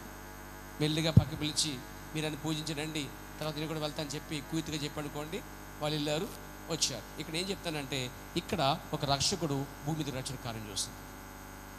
మరియా యోసేపుల ఒక వింత జంట వివాహం వింతని కార్యం. రెండోది, దేవుని దూత ఇద్దరితో మాట్లాడింది, నో కన్ఫ్యూషన్. మూడోది, యోసేపుని ఎందుకు పెళ్లి చేసుకోవాలి? యోసేపుని పెళ్లి చేసుకుంటేనే యేసుక్రీస్తు వారు బెత్లెహేములోకి వస్తారు. లేఖ నెరవేర్చబడింది. ప్రభునామ మహిమ కలుగాక. గలిలయ ప్రాంతం ఒక నజరేతు, బెత్లెహేము. చూడండి, రెండు సింకావుని కార్యాలు ఇవి. నజరేతు చెడిపోయిన కార్యం, బెత్లెహేము ఉన్నతమైన కార్యం. కానీ ఇక్కడ చెడిపోయిన దాని నుంచే బెత్లెహేము తీసుకురావడం అనే కార్యం చూడండి. ఎరికో నుంచే, మాదిరిగా ఎరికో నుంచే సల్మాన్ అనే వ్యక్తి యేసు ప్రభువుకు సాదృశ్యంగా ఉన్నాడు.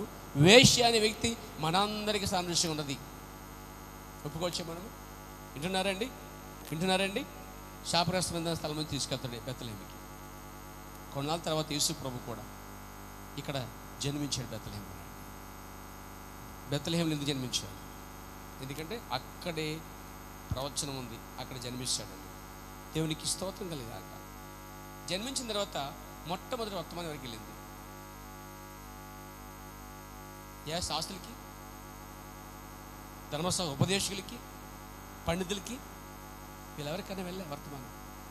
తిన్నగా వర్తమానం ఆయన పుట్టిన తర్వాత వర్తమానం ఎక్కడికి గొర్రెల కాపులకే వెళ్ళింది. ప్రభు నన్ను మహిమ కలుగాక. యేసుక్రీస్తు జన్మించాడు, ఫలానా స్థలంలో ఉన్నాడు, పశువుల తొట్టులో ఉన్నాడు, ఇది మీకు ఆనవాలని ఆ దూతలు మొట్టమొదట హెరోదు భవనంకి వెళ్ళా. శాస్త్రి చెప్పలే, యాజకుడు చెప్పలే, ప్రధాన యాజకుడు చెప్పలే, అసలే వాళ్ళు జోలికే పోలేదు. ఆ దూతలు వర్తమానం తిన్నగా మోసుకుని పోతున్నాయి. సిటీ దాటిపోయాయి, గ్రామం దాటిపోయాయి, మండలం దాటిపోయాయి, మహా గొప్ప గొప్ప భవనాలు, ఉన్నతమైన స్థలాలు దాటిపోయాయి. ఎక్కడో పొలాల్లో, ఊరు మూలన ఎక్కడో పొలాల్లో ఉన్నటువంటి ఆ కాపల యొద్దకి వర్తమానం నేరుగెళ్ళిపోయిందండి. ఇప్పుడు ఆ సీజన్ ఏంటి? అది ఏప్రిల్, మార్చా, జనవరి, ఫిబ్రవరి, డిసెంబర్. ఎవరైనా చెప్పగలరా? మీరు చెప్పండి. అయ్యా డిసెంబర్లో పుట్టాడు అని మీరు ఎవరైనా చెప్పగలరా? చెప్తే మిమ్మల్ని అడిగే మొదటి క్వశ్చన్ తెలుసా? బైబిల్ ఎక్కడ ఉంది? దానికి మీరు సమాధానం చెప్పాలి. అది లేదు, ఇరుక్కుపోవద్దు. డిసెంబర్ 25 పుట్టాడని బైబిల్లో ఎవరన్నా చూపించగలరా? అసలే ప్రశ్నే లేదు. ఇక్కడ జవాబు ఎక్కడ వస్తుంది? అయితే ఏ విధంగా డిసెంబర్లో సెట్ చేస్తారు జనాలందరూ? లూకా సువార్త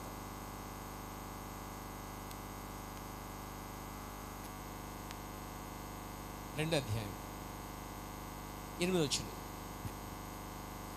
ఆ దేశంలో కొందరు, బాగా జాతికి ఉండండి, అందరూ కూడా ఎలక్ట్గా ఉండండి. ఆ దేశంలో కొందరు గొర్రెల కాపర్లు పొలంలో ఉండి రాత్రి వేళ మంట కాసుకొని చుండగా, కదండి అమ్మా, అంటే చలికాలం కాబట్టి, డిసెంబర్ కాలం కాబట్టి వాళ్ళు గొర్రెల పొలాల్లో తూలేసి ఈ కాపర్లు అందరూ ఏం చేశారు? మంట వేసుకున్నారు. అక్కడ మన స్టేజ్ మీద మంట కనిపిస్తుంది. అక్కడ క్రిస్మస్ స్టేజ్లో మంట కనిపించదా?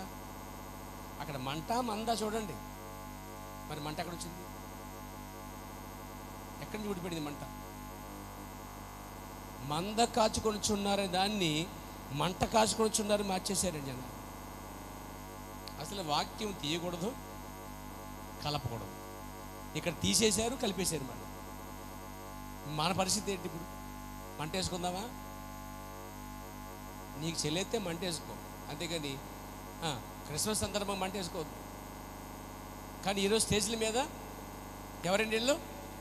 గొల్లలా, వాళ్ళు గొల్లలా, యూదులాళ్ళు, గొల్లల జాతి, గొల్లలని ఒక జాతి చెందిన వాళ్ళు. వాళ్ళు గొల్లలో రాయబడలేదు అక్కడ.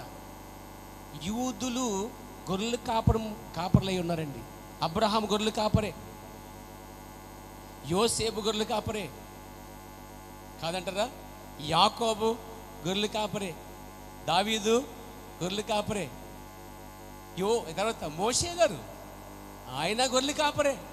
మొత్తం టోటల్గా అందరూ గొర్రెలు కాపర్లండి. అందుకని పందులు కాపర్లు కాదండి, వాళ్ళ గొర్రెలు కాపర్లు. కానీ గొల్లలు కాదు, గొల్లల జాతే కాదు. అక్కడ జాతికి సంబంధం లేదు అసలే. Praise the lord. ఇప్పుడు అక్కడ గొల్లలని, తర్వాత చెప్పండి, గొల్లలు మంద కాసుకుంటున్నారా, మంట కాసుకుంటున్నారా? మరి మంట ఎక్కడ వచ్చింది? నీకు అసలు నిజంగా ఈ వాక్యం నీకు మంట రావాలి. ఏ మంట? క్రిస్మస్ మంట కాదు, అసలు ఇది ఎక్కడ ఊడిపడిందని మంట రావాలి. తెలుసుకోవాలని ఆసక్తి ఉండాలి. ఇక్కడ రాత్రి వేళ రాయబడింది. పైగా పొలములు రాత్రి వెళ్ళినప్పుడు అది ఏ సీజను? చలికాలం అయితే గొర్రెలు ఏమాత్రం ఉండగలవా? చలికాలంలో, డిసెంబర్ కాలంలో మన పొలాల్లో ఖచ్చితంగా నీరు తడి ఉంటుందా, ఉండదా? మాట్లాడరా అంటే చెప్పండి. అంత నీటిలో, ఆ చలిలో మందలు కాసుకుంటూ ఉంటే మంట వేసుకోవాలిగా. మరి ఇక్కడ మంటే లేదు, అసలు చలి సీజనే లేదు. ఇక్కడ ఏ సీజన్ రాయబడలే. పొలములు మందలు కాచుకొని ఉండగా, అంటే ఆ మందల్ని కాచుకునే సమయంలో వర్తమానం వచ్చింది వారికి. ఏమని వచ్చింది వర్తమానము? అసలు వాళ్ళు ఎక్కడున్నారు? యోధా దేశ బెత్లెహేము దగ్గరలోనే ఉన్నారు. పుట్టింది ఎక్కడ? బెత్లెహేములో పుట్టినప్పుడు సత్రములో స్థలంలో ఉందిన ఆ బిడ్డలు ఎక్కడ వేశారట? పశువుల పాకలో పరుండి పెట్టారు రాయబడింది. లూకా 2వ అధ్యాయంలో చూస్తాం. పశువుల పాకలో పరుండి పెట్టారట. చూడండి 6వ వచనం. వారక్కడ ఉన్నప్పుడు 2:6 ఆమె ప్రసవ దినములు నిండెను గనక తన తొలిచూలు కుమారునికని పొత్తుగుడులతో చుట్టి. అసలు పొత్తుగుడులు తెలుసా? పొత్తుగుడులు అంటే తెలుసా? చాలా మందికి పొత్తిగుడ్లు తెలియదు. పొత్తిగుడ్లు అంటే మనం పుట్టగానే గ్లాస్కో మంచి మంచి మంచి బట్టలు బిడ్డ పుట్టగానే అమ్మాయి పుట్టగానే ఏం చేస్తాం, ఖరీదైన వస్తువు కొంటాం, సన్న నారపుడు వసలు కొన్ని చూడతాం, ఒక షాంపూ, ఒక బున్ను, బ్లేడు వగేర వగేర వగేర కొంటాం. ఇక్కడ కొనడానికి హాస్పిటల్ లేదు, అసలు వైద్యమే లేదు. ఇక్కడ సత్రములు అంటే పశువుల పాకలో జన్మంటూ జరిగింది. ఇక్కడ వాళ్ళకి పశువుల పాకే ఆశ్రయం, అక్కడ ఎవరు చేర్చుకోలేదు వారిని. పైగా అక్కడ ఏదో వారు పేరు నమోదు చేసుకుని వచ్చారు. ప్రస్తుతం వచ్చే సమీపించింది, ఎవరు ఇల్లులే, ఎవరు ఒప్పుకోలే, అందరూ కెక్కిరిసిపోయి ఉన్నారు. సత్రాలు నింపబడిపోయినాయి, సత్రాలు కూడా నింపబడిపోయినాయి, ఎక్కడ స్థలాలు లేవు ఇక్కడ. అప్పుడు వెతుక్కుంటూ వస్తే ఒక పాక ఖాళీగా ఉంది. అప్పుడు ఆ పాకలోకి వెళ్ళారు, అక్కడ జన్మించడం జరిగింది. ఇప్పుడు ఎక్కడో పుట్టిన బిడ్డని తీసుకొచ్చి ఇక్కడ పాకలు ఎందుకు వెళ్ళి వచ్చింది? అసలు పాకలో ఎవరు పుడతారో తెలుసా అండి? గొర్రెలు పుడతాయి, పశువులు పుడతాయి. ఎప్పుడైనా పాకలో మనుషులు పుట్టినట్టు చూసారా? చూడండి, ఈ గొర్రె యేసుక్రీస్తు గొర్రె పిల్లగా ఉన్నాడు. గొర్రె పిల్ల పాకల్లో పొలాల్లో పుడతాయి, కానీ హాస్పిటల్లో పుట్టవండోయ్.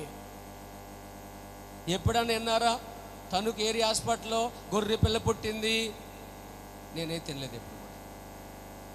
హాస్పిటల్లో గొర్రె పిల్లలు, పశువులు పుట్టవు. పశువులు పశుశాలలోను పొలాలు పుడతాయి. చూడండి, ఇక్కడ పొలాలు, కాపర్లు, గొర్రెలు, ఇక్కడ గొర్రె పిల్ల. గొర్రె గురించిన అవగాహన ఎవరికి వెళ్ళి తెలుసా అండి? గొర్రె కోసం తెలిసిన వారికే వెళ్ళింది. అసలు గొర్రె పిల్ల పుట్టినప్పుడు మూతి పెండాలి, ఉప్పు రాయాలి, గోర్ల కింద అవి క్లీన్ చేయాలి. ఒక డాక్టర్ గారికో ఓ శాస్త్రి గారికో ధర్మస్వ ఉపదేశకి వెళ్ళి చెప్తే అదేంటో నాకు తెలియదు అంటాడు. అవగాహన లేదు వారికి. చూడండి, గొర్రె గురించిన పుట్టినప్పుడు ముక్కు పెండటం, కడగటం, చేయటం, ఇదంతా పని ఎవరు చేస్తారంటే ఆల్రెడీ గొర్రెలు కాపర్లు అయితేనే అవగాహన ఉంటుంది. కాబట్టి ఆ వర్తమానం మొట్టమొదట గొర్రెలు కాపరికి వెళ్ళిపోయింది. అది ఎరుదికి ఎందుకు వెళ్ళలేదు, శాస్త్రికి ఎందుకు వెళ్ళలేదు, ధర్మస్వ ఉపదేశం ఎందుకు పోలేదు, ప్రధాన యాజకుడు ఎందుకు పోలేదు? అసలు దాని గురించి ఏ అవగాహన లేదుగా. రెండోది, వారు వంగి పాకకు రావటం, ఆ దుర్వాసన గంధం కలిగిన ప్రదేశం రావడం చాలా చాలా కష్టమండి. కానీ కాపర్లు అయితే మాత్రమే ఆ వాసన ఆస్వాదిస్తూ ఉంటారు. ఒక బిషప్ అక్కడికి వచ్చి వాసన పిలుచుకుంటాడు, ముక్కు పెట్టుకుని బయటకు పోతాడు. అందుకే వర్తమానం ఏది పోయిందంటే దానికి సంబంధించిన కన్వర్టెడ్ అనే వారికి మాత్రం వెళ్ళింది వర్తమానమే అండి. నీ రోజు వర్తమానం కూడా దానికి సంబంధించిన వారికి మాత్రం వెళ్తుందండి, మిగతా వాళ్ళు దాటి వెళ్ళిపోతుంది వర్తమానము. దేవునికి మహిమ కలుగును గాక. రాగానే వార్త వినగానే వీళ్ళు బయలు వెళ్ళారట. అసలు ఆ రోజు రాత్రి సమయం, అయ్యే పొలాలు. మీరు అనుకున్నట్టు చలి, మంద, లేకపోతే మంట, ఆ కార్యక్రమాలు ఏమీ ఇందులో రాయబడలేదు. దూతలు చెప్పేసాయి, ఆనవాళ్ళు చూపించే. పొత్తుగుడ్డలు అంటే చెప్తున్నాను పేర. పొత్తుగుడ్డలు అంటే ఎద్దు కాడికి చుట్టిన మురుకు గుడ్డలు.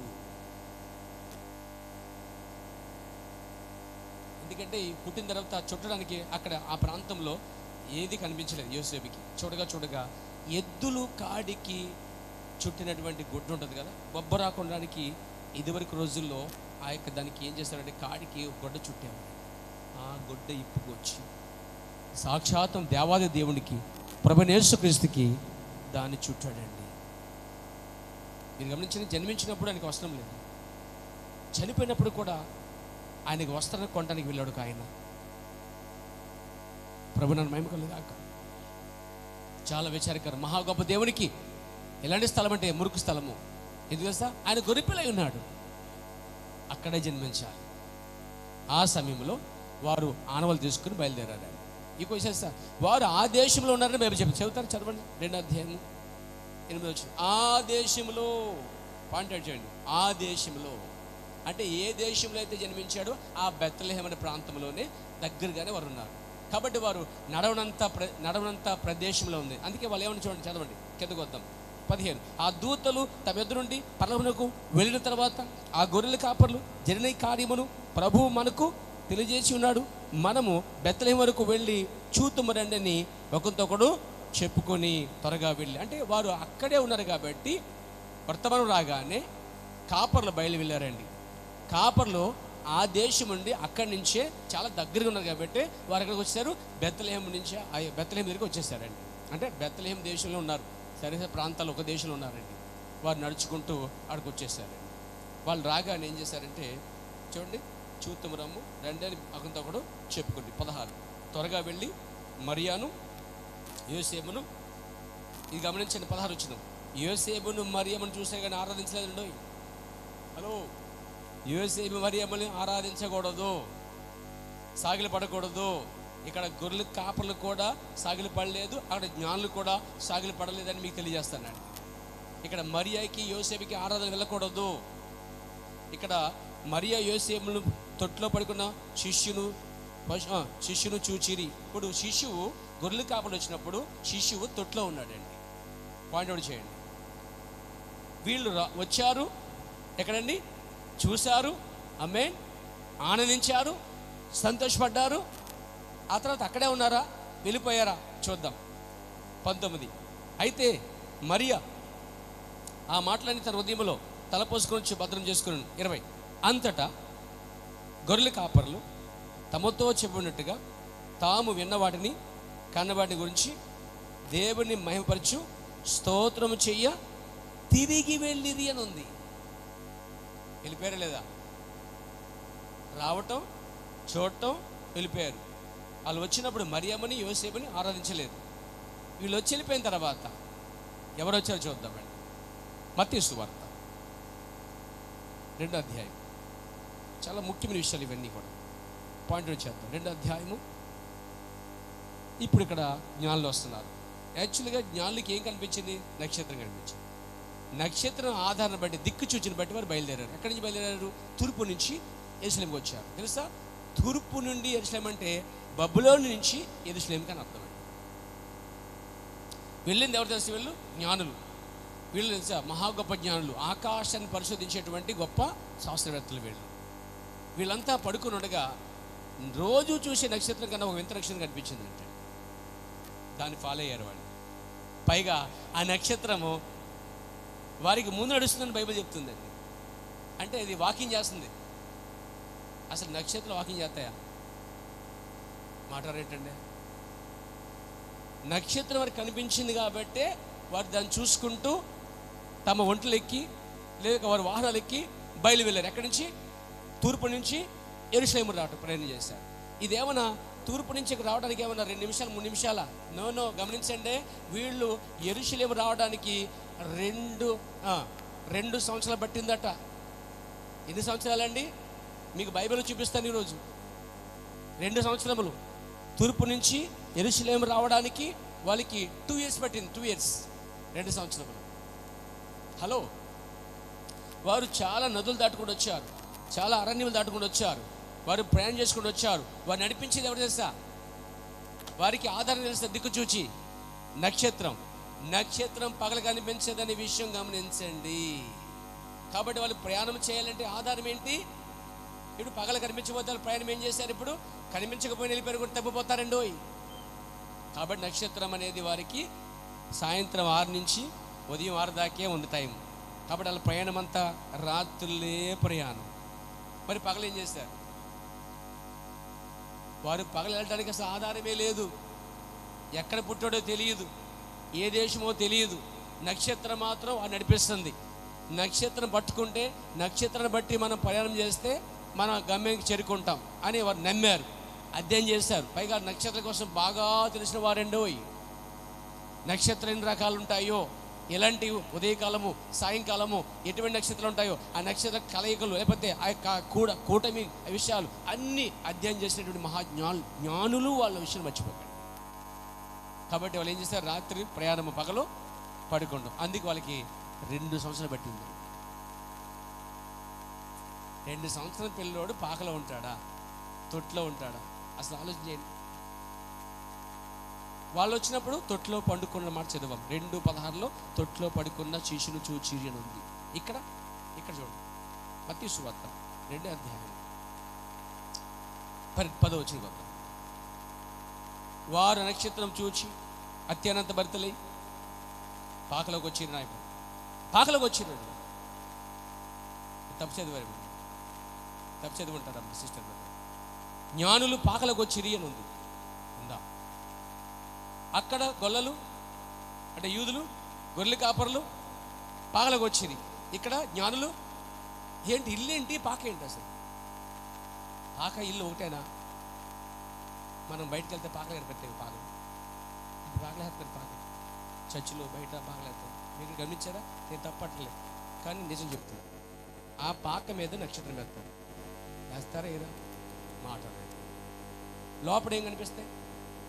బాగా అర్థం చేయండి. ఇక్కడి నుంచి నెలంతా అదే పని మీద. తర్వాత బాలుడు, తొట్లో పడుకున్న బాలుడు, మరియా, యోసేపు ఉంటాయి. ఇంకా అంతేనా? ఇంకేముంటాయి? కొన్ని కాపలు ఉంటారు, ఇంకా జ్ఞానులు ఉంటారు, ఇంకా పైన. అలాంటిది మీరు బైబిల్లో చూడగలరా? సోమి నాకు చూపించండి. ఇప్పుడు మన చుట్టూ కనబడించుకోని ప్రదేశం పాక, ఓ నక్షత్రం. అసలు నక్షత్రం పాక మీదకి వచ్చినట్టు ఉందా? ఇంటి మీదకి వచ్చినట్టు ఉందా? ఆ వాక్యం పోతే చాలు.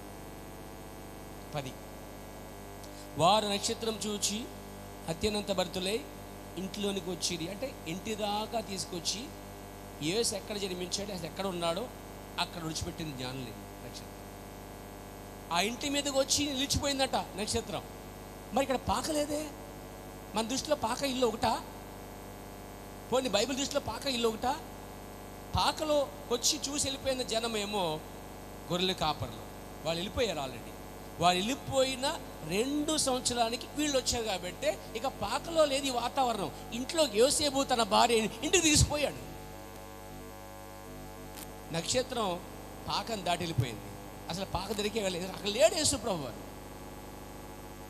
కాబట్టి పాకల మీద నక్షత్రాలు లేవు, బైబిల్ ఇంటి మీద ఉన్నాయి. అలాగని ఇంటి మీద పెట్టుకుంటాం. పాస్టర్ పెట్టుకోండి, 2 సంవత్సరాలు పెట్టుకోవాలి. 2 సంవత్సరాలు ఆ నక్షత్రం 2 సంవత్సరాలు కనిపించింది. మన నక్షత్రము డిసెంబర్ తర్వాత. అది కూడా కొంతమంది చిన్న బలుబు పెద్ద బలుబు పీసినారు. ఏం చేస్తారంటే పెద్ద బలు రాత్రి కరెంట్ అయిపోతుంది బాబా చిన్న. మళ్ళీ కొందరు ఏం చేస్తారు, ఇంకోటి అయిపో అది కొంచెంసేపు నుంచి మళ్ళీ ఆపేస్తారన్నమాట. ఎందుకంత కారణం అసలు పైన ఇంటి పైన నక్షత్రం, ఇంట్లో బాలాట. పోనీ ఆ నక్షత్రము యేసు ఎక్కడున్నాడో చూపించగలిగింది, కానీ నీ ఇంటి మీద నక్షత్రము ఎవరిని చూపిస్తుంది? అసలు బైబిల్ భాషలో నక్షత్రం అంటే ఎవరు తెలుసా? I'm the star. మనమే నక్షత్రమై ఉన్నామండి. బైబిల్లో ఉంది చూడండి. దానియేలు గ్రంథంలో రాయబడిన చూద్దాం దానియేలు గ్రంథంలో. దేవునికి స్తోత్రం కలుగుగాక. దానియేలు గ్రంథం 12వ అధ్యాయంలో చూడండి. ప్రైజ్ గాడ్, హల్లెలూయా. మాట్లాడలేదండి, మీకు బిర్యానీ ఉందండి, ముందు బిర్యానీ తినండి. Praise god. చూడండి 12:3. బుద్ధిమంతులైతే నక్షత్రాలే కదా, బుద్ధిహీన నక్షత్రాలు కాదండి. అంటే పాస్టర్ గారు అర్థం ఏంటంటే నక్షత్రం పెట్టుకుంటే బుద్ధిహీనమా? అవునండి, నేను చెప్పట్లేదు, బైబిల్ చెప్తుంది. మీరు ఇక చేతి దెబ్బడు బైబిల్ దెబ్బడు, నాకు దెబ్బడకండి. బుద్ధిమంతులైతే ఆకాశమండలంలోని జ్యోతులను పోలి ఉండు వారై ప్రకాశించెదరు. నీతి మార్గం అనుసరించి నడుచుకున్నట్లు ఎవరు అనేకులు త్రిపుదరో వారు నక్షత్రం వల్లే నిరంతరము డిసెంబర్ నెల మాత్రం ప్రకాశించును. తర్వాత లైట్ ఆపును, లేదా బిల్లు పేలును. ఏది కరెక్ట్ అండి? ఇది నమ్మాలి మనకుడు. బైబిల్నా లోక సమాజాన్న సచ్చిల్నా సమాజాలన్నా సేవకులన్నా వాళ్ళ వీళ్ళ బదులు వాళ్ళ బదుల. అసలు బైబిల్ ఏం చెప్తుంది? What is what Bible? నక్షత్రాలు మనమే అన్నప్పుడు ఇంటి మీద నక్షత్రం అర్థం ఉంది. ఇక్కడంటే అర్థం ఉందండి. ఇక్కడ జ్ఞానుల కోసమే ఆ నక్షత్రం ఉంది. కానీ ఈరోజు ఈ జ్ఞానులకి 7వ నక్షత్రం కావాలి. ఆ నక్షత్రం కాదు మనకు కావాల్సింది. ఆ నక్షత్రం ఆ జ్ఞానం తీసుకెళ్ళింది యేసు వద్దకి.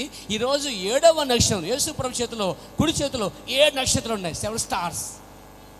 నాకైతే 7 స్టారే కావాలి, 7వ నక్షత్రమే కావాలి. మీకేం కావాలి?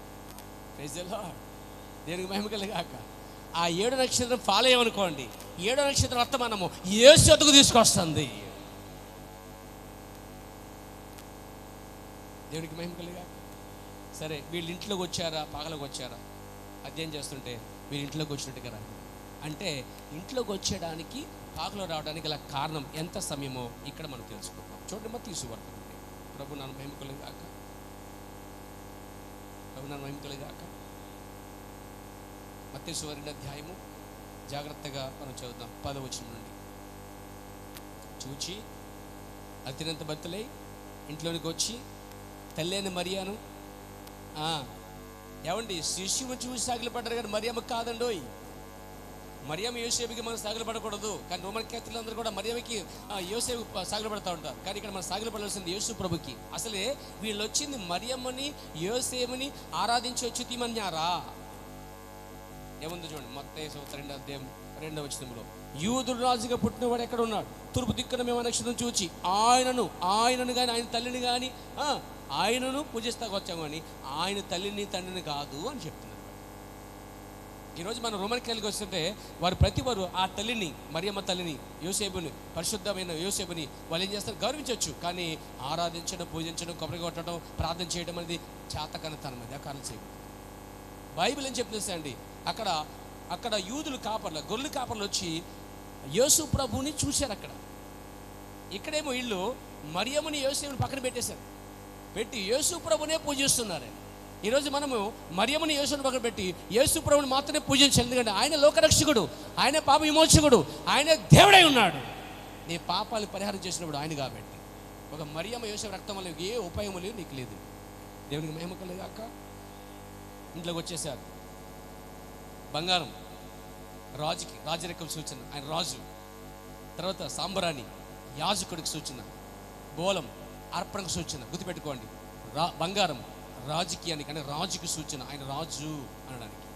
మరొకరు ఇచ్చారు, ఆయన రాజే కాదు, ఆయన యాజకుడు, ప్రధాన యాజకుడు. యాజకుడే ఆ యొక్క ధూపాన్ని పట్టుకుని పోతాడు లోపలికి పోయారా. ఈయన మన కోసం ప్రధాన యాజకుడిగా సాంబ్రాన్ని తీసుకొస్తున్నాడు, పొగ తీసుకొచ్చేవాడు, అంటే ధూపం వేసేవాడు ఉన్నాడు. మన కొరకు విజ్ఞాపన చేసే ప్రధాన యాజకుడిగా ఉన్నాడు, మన కొరకు రాజుగా ఉన్నాడు. మూడవది, అక్కడ బోలం అనేది అర్పణకు సూచన, ఆయన తను అప్పగించుకున్న బలిదానికి సూచనగా ఉన్నాడు, మన కొరకు బలి అర్పించుకున్నాడు. ఈరోజు మన క్రిస్మస్ ఎలా ఉందంటే, ఒక ఆయన అంటున్నాడు, అంటే అన్ని చాలా కార్యాలు ఉన్నాయి, క్యాండిల్ సర్వీస్, డ్యాన్స్ సర్వీస్, తర్వాత కేక్ కటింగ్. పుట్టినరోజు ఎవరిదండి? కటింగ్ ఎవరు చేయాలండి? ఎమ్మెల్యే చేయాలా? ముఖ్యమంత్రి చేయాలా? అసలు పుట్టినరోజు ఎవరిది? కేక్ ఎవరు కట్ చేస్తున్నారు?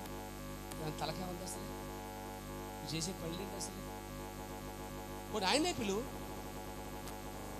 ఆయన పిలితే మామూలు కొరడా తేత్రం మళ్ళా ఇచ్చిపోయి ఏంటరా మీ పండుగ చేసి చెప్పాను మిమ్మల్ని, ముందు మారుమోసి పొందండిరా మీరు. తాగుడు మారండి ముందు, అక్రమ సంబంధాలు మారడం ముందు, అబద్ధాలు మారడం ముందు, మారుమనసు పొందమని చెప్పి మరలా రెండోసారి కనుక ఆయన కనుక వదిలిపెడితే మళ్ళా కోడ పేనడా ముందు మందిరంలో అందరూ తరిమి కొట్టాడా? మళ్ళీ కొడతాడా? కొట్టించుకుంటా, రప్పించుకుంటా. పిచ్చి పని చేయకూడదు. పైగా డాన్సులు, ఏ డాన్సులు అంట? రాక్ అండ్ రోల్ డాన్సులు అంట. అసలు ఈ సందర్భం అనేది అపోస్తుల కాలంలో ఆయన పుట్టిన నుంచి ఇప్పుడు దాకా 2020 సంవత్సరాలు అయిపోయింది. 2000 సంవత్సరాలు అయిపోయింది.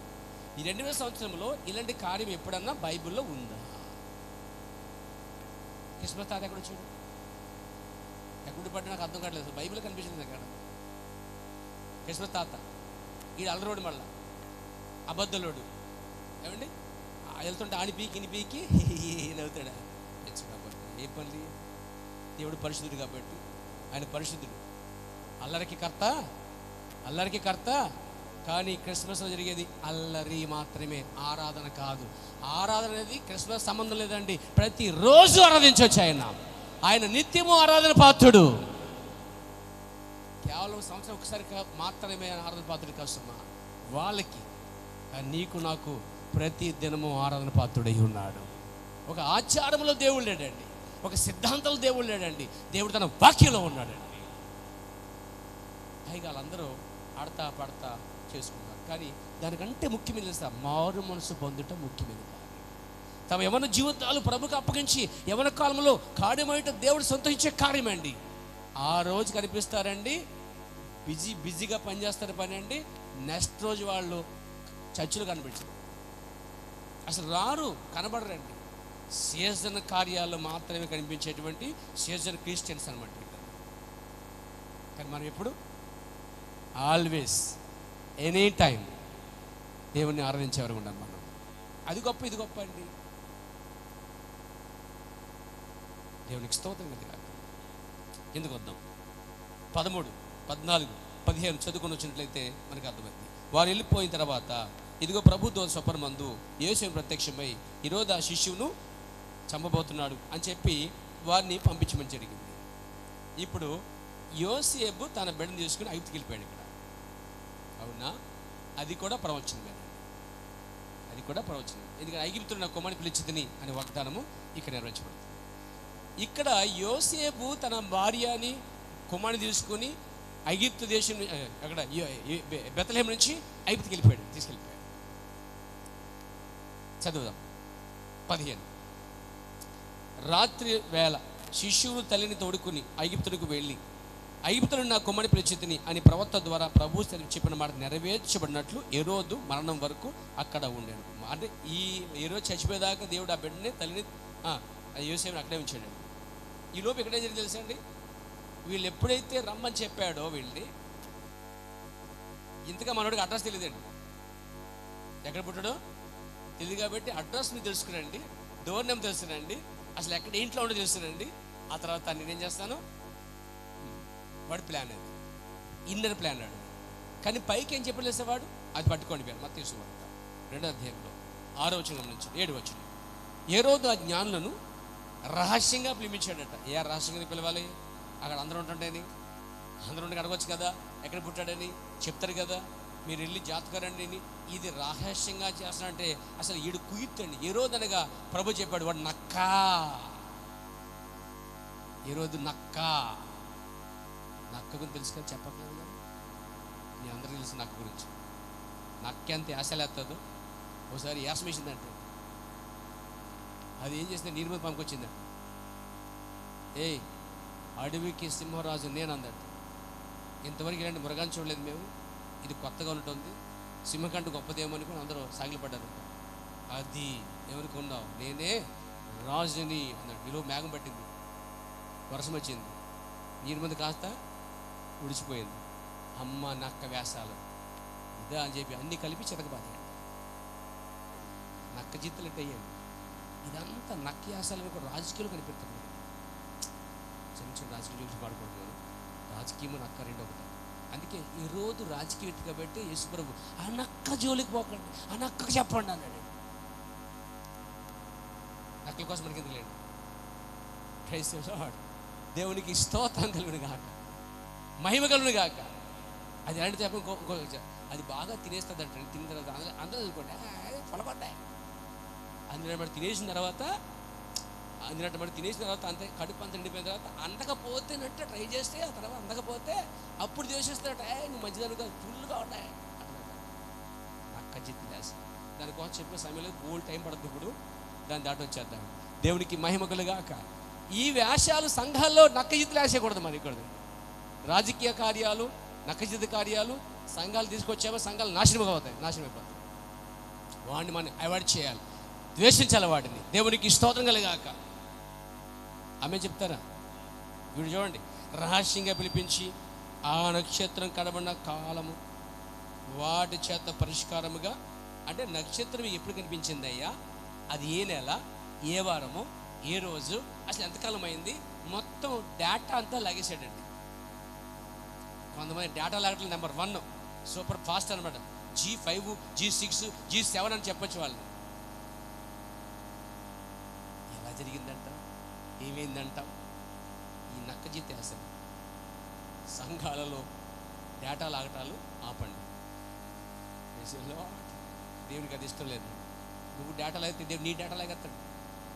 తర్వాత ఇంక నీ బ్యాటే, ఆ తర్వాత బ్యాటమెంటే నీకు. వాడి జోలికి వెళ్ళకు, నా పని ఈ పని కాదు. దేవునికి స్తోత్రం కలగాక. వీడు వ్యాసం చూడండి, రాశికి పిలిచాడు, నక్షత్రం కనబడే కాలము వారి చేత పరిష్కారంగా సంపాదించాడు. వెళ్ళరండి అన్నాడు. చూడండి తెలివి కాదు, చూడండి చాలా తెలివైనవాడు అండి, చాలా తెలివైనవాడు. ఇలాంటి వాళ్ళు మన చుట్టూ ఉంటారండి. వీళ్ళు గమనించకపోతే కొంపలంటికి పోతాయి. చదవండి. మీరు వెళ్ళి ఆ శిష్యుని విషయమై జాగ్రత్తగా విచారించి తెలుసుకోగానే మీరు తెలుసుకున్నా చెప్పండి, ఆ తర్వాత నేను వచ్చి ఆయన ఏం చేస్తాను, పూజించినట్లు నా వర్తమానము తేండి అన్నారు. పాపం ఈ అమాయకులు, మళ్ళంటి అమాయకులు నమ్మి వెళ్ళిపోయి తెలుసుకొని అడ్రస్, డోర్ నెంబర్, ఇంటి నెంబరు తెలుసుకుని వచ్చేస్తున్నారండి. కానీ పరిశుద్ధాత్మ దేవుడు ఈ నక్క జీతులు వేసే యాసాలు తెలుసు కాబట్టి అమాయకుల్ని కాపాటంలో ఒక ఆయన ఉన్నాడండి. నువ్వు నేను మోసపోవచ్చు కానీ మోసన పడకుండా ఒక ఆయన మళ్ళీ కాపాడేవాడు ఉన్నాడు. ఆయన ఏం చేశాడంటే ఒక దూతను పంపించాడు. 13 వారు వెళ్ళిన తర్వాత అంటే చూడండి 12 వచ్చును.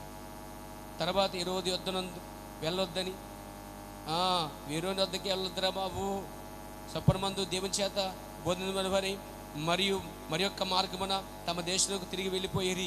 ఈ మార్గం మారిపోయింది. అక్కడ పాపం అమాయకులు నిజమని చెప్పి వచ్చేస్తున్నారు. ఈ కుయితో ఏం చేసి వాడికి మనం కూడా అంతే వెళ్ళిపోతాం, గొర్రెలకు వెళ్ళిపోతాం. అదే శాసాలు లోపల ఇండర్సైలు ప్రభువు తెలుసు కాబట్టి అమాయకులు దేవుడు కాపాడును కాక, ముఖ్యంగా నన్ను కాపాడును కాక,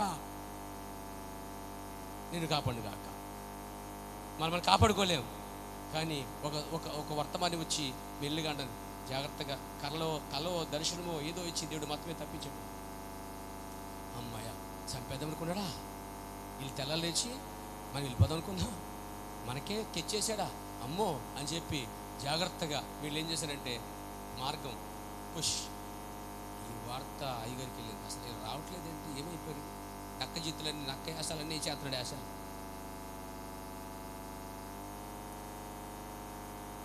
ఎవరు చెప్పారు, వాళ్ళు రాలే ఎటు వెళ్ళిపోయారండి. అయ్యగారికి మడిపోయిందండి. ముందు వాక్యం నా మంట ఎక్కడ ఉంది, మీ మంట కూడా ఇక్కడ పెట్టుకోండి, చదవండి. 13 వారు వెళ్ళిన తర్వాత ఇదిగో ప్రభుదూత సపనమందు యేసును ప్రత్యక్షమై, ఇక్కడ అదే దూతలు వీళ్ళని తప్పించే, అవే దేవుడు వీళ్ళని తప్పించారు. రెండింటిని దేవుడు సేవ చేశాడండి.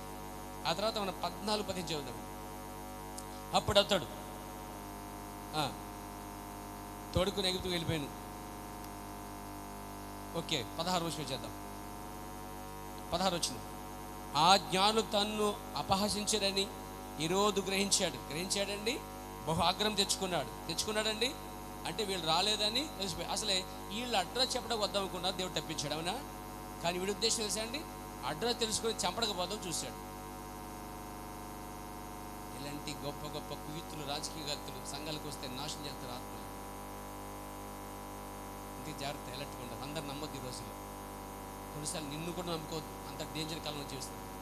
చదవండి. ముందే డేటా లాగేసాడు కాబట్టి ఇప్పుడు వీళ్ళు రాలేదు కాబట్టి మెల్లగా ఏం చేస్తున్నాడు, రిమైండ్ చేసుకుంటున్నాడు. అసలు వాళ్ళు ఏం చెప్పారు అర్థమైందా? ఇలాంటి ఆత్మకి నమస్కారం అమ్మ. ఇలాంటి ఆత్మలు ఉన్నంత వరకు ఆత్మీయంగా మనం బతకనివ్వరంట. ఈరోజు కొంచెం జాగ్రత్త. ఈరోజు ఆత్మలు మన మీద ఉండకుండా చూసుకోండి. చదవండి. ఈ లెక్కేసాడట. ఏం లెక్కేసాడట? తాను జ్ఞానుల వలన వివరంగా తెలుసుకున్న కాలాన్ని బట్టి జాగ్రత్తగా లెక్కేశాడు. బెత్లెహేములోను దాని సకల ప్రాంతములోను 2 సంవత్సరములు వచ్చేసిందా మన మీటర్ అండి? 2 సంవత్సరాలు. ఎలా తెలుసు అతనికి 2 సంవత్సరాలు అంటే, ఇప్పుడు పుట్టిన బిడ్డకి లెక్క ప్రకారంగా వారు చెప్పినట్టుగా అతను ఏమడిగాడు, మీరు ఆ దేశములో నక్షత్రం చూసినప్పుడు ఎప్పుడు చూసారు నక్షత్రము? ఎందుకంటే ఆయన పుట్టిన తర్వాత అక్కడ నక్షత్రం వచ్చింది. ఇతను పుట్టటము, నక్షత్రం చూసి రావటము 2 years పట్టింది. పరిష్కారం తెలుసుకున్నాడు. అయ్యా ఎన్ని సంవత్సరాలు? 2 సంవత్సరాలు పట్టింది రావడానికి. వాళ్ళు చెప్పారు, అయ్యా ఇక్కడ రావడానికి 2 సంవత్సరాలు పట్టింది. మీరు రండి, మళ్ళీ వస్తాను చూసారా లేదా? అప్పుడు రిమైండ్ చేసుకున్నాడు. వాళ్ళు చెప్పిన కాల పరిష్కారంగా తెలుసుకోండి కాబట్టి అంచనా వేశాడు 2 సంవత్సరాలు. ఈ 2 సంవత్సరాల పిల్లలు ఎక్కడైతే ఉన్నారో అందరూ చెప్పారు. పైగా మగవాళ్ళు మార్చారు. వాడి లోపల ఉద్దేశం తెలుసా, వాడు రాజుగా రాకూడదు, నేనే రాజుని, చంపేయాలి వాడు, క్రూరమైన వాడు మాట వాడు. అసలు మెస్సియాని ఆపగల నాదుడు ఎవరండి? లోకరక్ష నాదుని ఎవరు ఆపగలరు? ఎవరు ముయ్యగలరు? ఆయన లోక కళ్యాణం చేసేటువంటి వాడు, లోక రక్షకుడు అయినా, ఆయన విమోచకుడు అయినా, పాప విమోచకుడు అయినా, తన ప్రజలు విమోచించడానికి వచ్చిన వాడు. ఆయన ఎవరు ఆపగలరు? మన కోసం జన్మించాడు, మన కోసం అర్పణ ఇవ్వబోతున్నాడు, మన కోసం చనిపోబోతున్నాడు, పాప పరిహారం చెల్లించబోతున్నాడు, బలి కాబోతున్నాడు. ఈ కార్యాలన్నీ ఎవరు ఆపలేరండి. కానీ ఈ రోజు కూడా ఏం చేయలేకపోయాడు. Praise God. లెక్కేసుకున్నాడు. ఎన్ని సంవత్సరాలు చంపాడు. బైబిల్ చూడండి 2 సంవత్సరములు మొదలుకొని తక్కువ వయసు గల మగపిల్లందరినీ బోధించాడు. వాళ్ళు బోధించేశారండి. సమాచారం వచ్చింది, అయ్యా ఇప్పుడు మగపిల్లందరూ ఎందుకన్నాడు, ఆ ఇంటి అడ్రస్, ఆ మనిషి ఎవరో తెలియదు. కాబట్టి అందరం చంపేయడం వల్ల మొత్తం చంపేశారండి. అందరూ మగపిల్లందరూ చంపేశారు. వచ్చి అయ్యా అయ్యా చంపేశామయ్యా అన్నారు. అమ్మయ్య మొత్తం చంపేశారా, అయిపోయాడు. అయితే ఇంకా రక్షకుడు లేడు, రాజు లేడు, నేనే రాజు. కానీ అసలు వాస్తవానికి దేవుడు వీడికన్నా తెలివినాడు, ఈ దద్దమ్మ కన్నా తెలివినాడు దేవుడు. వీడు మహా తెలివి అనుకున్నాడు. వీడు కుయుత్తులని ఎరిగిన మహా గొప్ప దేవుడు ఒకడు ఉన్నాడండి. Glory to God. ఈ కుయుత్తులను తప్పించడానికి దేవుడు ఏం చేశాడంటే ఆపదను తప్పించేవాడు. కాబట్టి నీతిమంతులకు ఆపద వచ్చినప్పుడు యెహోవా తప్పించేవాడుగా ఉన్నాడు. ముందే షిఫ్ట్ చేశాడు వేరే చోటకండి. ఒక కార్యం చెప్పాలి, యోసేపు తన భార్యని బిడ్డను తీసుకుని ఇక్కడి నుంచి ఒక చోటకి వెళ్తాడు. దీన్ని కాపీ కొట్టారండి మన హిందువులు. చిన్నపిల్లడు ఉన్నప్పుడు ఏమిటి తీసుకుపోతున్నప్పుడు ఏమిటి తీసుకెళ్ళినప్పుడు ఏం చేసినట్టు ఆ తీసుకుపోతే సర్పం ఇచ్చింది, ఆ బిడ్డను తీసుకెళ్ళి అంతా బైబిల్ కాపీ లేదు. అవన్నీ తర్వాత చెప్పుకున్న టైం లేదు, కంపేర్ చేయడానికి టైం లేదండి. నేను స్తోత్రం కలిగాక, నేను స్తోత్రం కలిగాక. మీకు తెలీదా, ఒక చిన్న బిడ్డను తీసుకెళ్తాడు వెనకాల సర్పం వస్తుంది చంపడానికి. సర్పం దాన్ని తప్పించుకుని వెళ్తారన్నమాట. అదంతా ఇక్కడ ఆ సర్పం ఏ రోజు ఇక్కడ. నేను స్తోత్రం కలిగి దేవుడు తప్పించాడు. ఇక్కడ అనుకున్నాడు కానీ రక్షకుడు కావాలి. దేవునికి స్తోత్రం కలిగాక 2 సంవత్సరాలు అయిందండి జ్ఞానం రావడానికి. అందుకే 2 సంవత్సరాల పిల్లవాడు తొట్లో ఉన్నాడు కాబట్టి, తొట్లోను పాకలు ఉన్నాడు కాబట్టి అవండి వాళ్ళ ఇంటికి వచ్చేసరికి కనుక పరిశుద్ధాత్మ దేవుడు ఏం చేశాడంటే ఆ జ్ఞానుల్ని నక్షత్రం ద్వారా సరిగ్గా ఇంటికి తీసుకొచ్చాడు. ఇప్పుడు చెప్పండి, జ్ఞానులు వచ్చినప్పుడేమో ఇంటికి వచ్చాడు. నక్షత్రం ఎక్కడ ఉంది? పాక మీద. అసలే పాకలో ఇక్కడ నక్షత్రం కానీ యోసే మరియమ్మల పాకలు ఉంటాయి. కానీ పక్కనే ఎవరన్నా గొర్రెల కాపర్లు, ఇంకో పక్కన ఈ పిక్చర్ కనిపించింది ఇక్కడ మీ బయట కనిపిస్తుంది, బయట కనిపిస్తుంది. ఒక కార్డు మీద చూడండి కనిపిస్తుంది, గ్రీటింగ్ కార్డు. బయట పాకల దగ్గర చూడండి, చర్చిల దగ్గర వేసిన పాకల దగ్గర కనిపించింది. అసలే జ్ఞానులు గొర్రెలు కలుసుకున్నది పాకలోన ఇంట్లోనంటే జ్ఞానులు వచ్చే సమయానికి గొర్రెలు కాపరు లేరు. అసలు గొర్రెలు కాపరు లేరు కదా, అసలు పాకలో లేరు. అసలు వారి ఇంట్లో ఉన్నారు. కాపర్లు వచ్చినప్పుడేమో వాడు పాకలో ఉన్నారు. ఈ సిచ్యువేషన్కి మధ్య 2 సంవత్సరాల గ్యాప్ ఉందండి. బైబిల్ చెప్తుంది. మనం ఏం చేసాం తెలుసా, ఆ రెండింటిని ఒకే రోజు చేసేసాం. మనం 2 ఒకే రోజు చేసేసి ఆ ఇద్దరిని కలిపేస్తాం. అసలు జ్ఞానులు కాపర్లు కలుసుకునే ప్రసక్తే లేదు అసలు ఇక్కడ.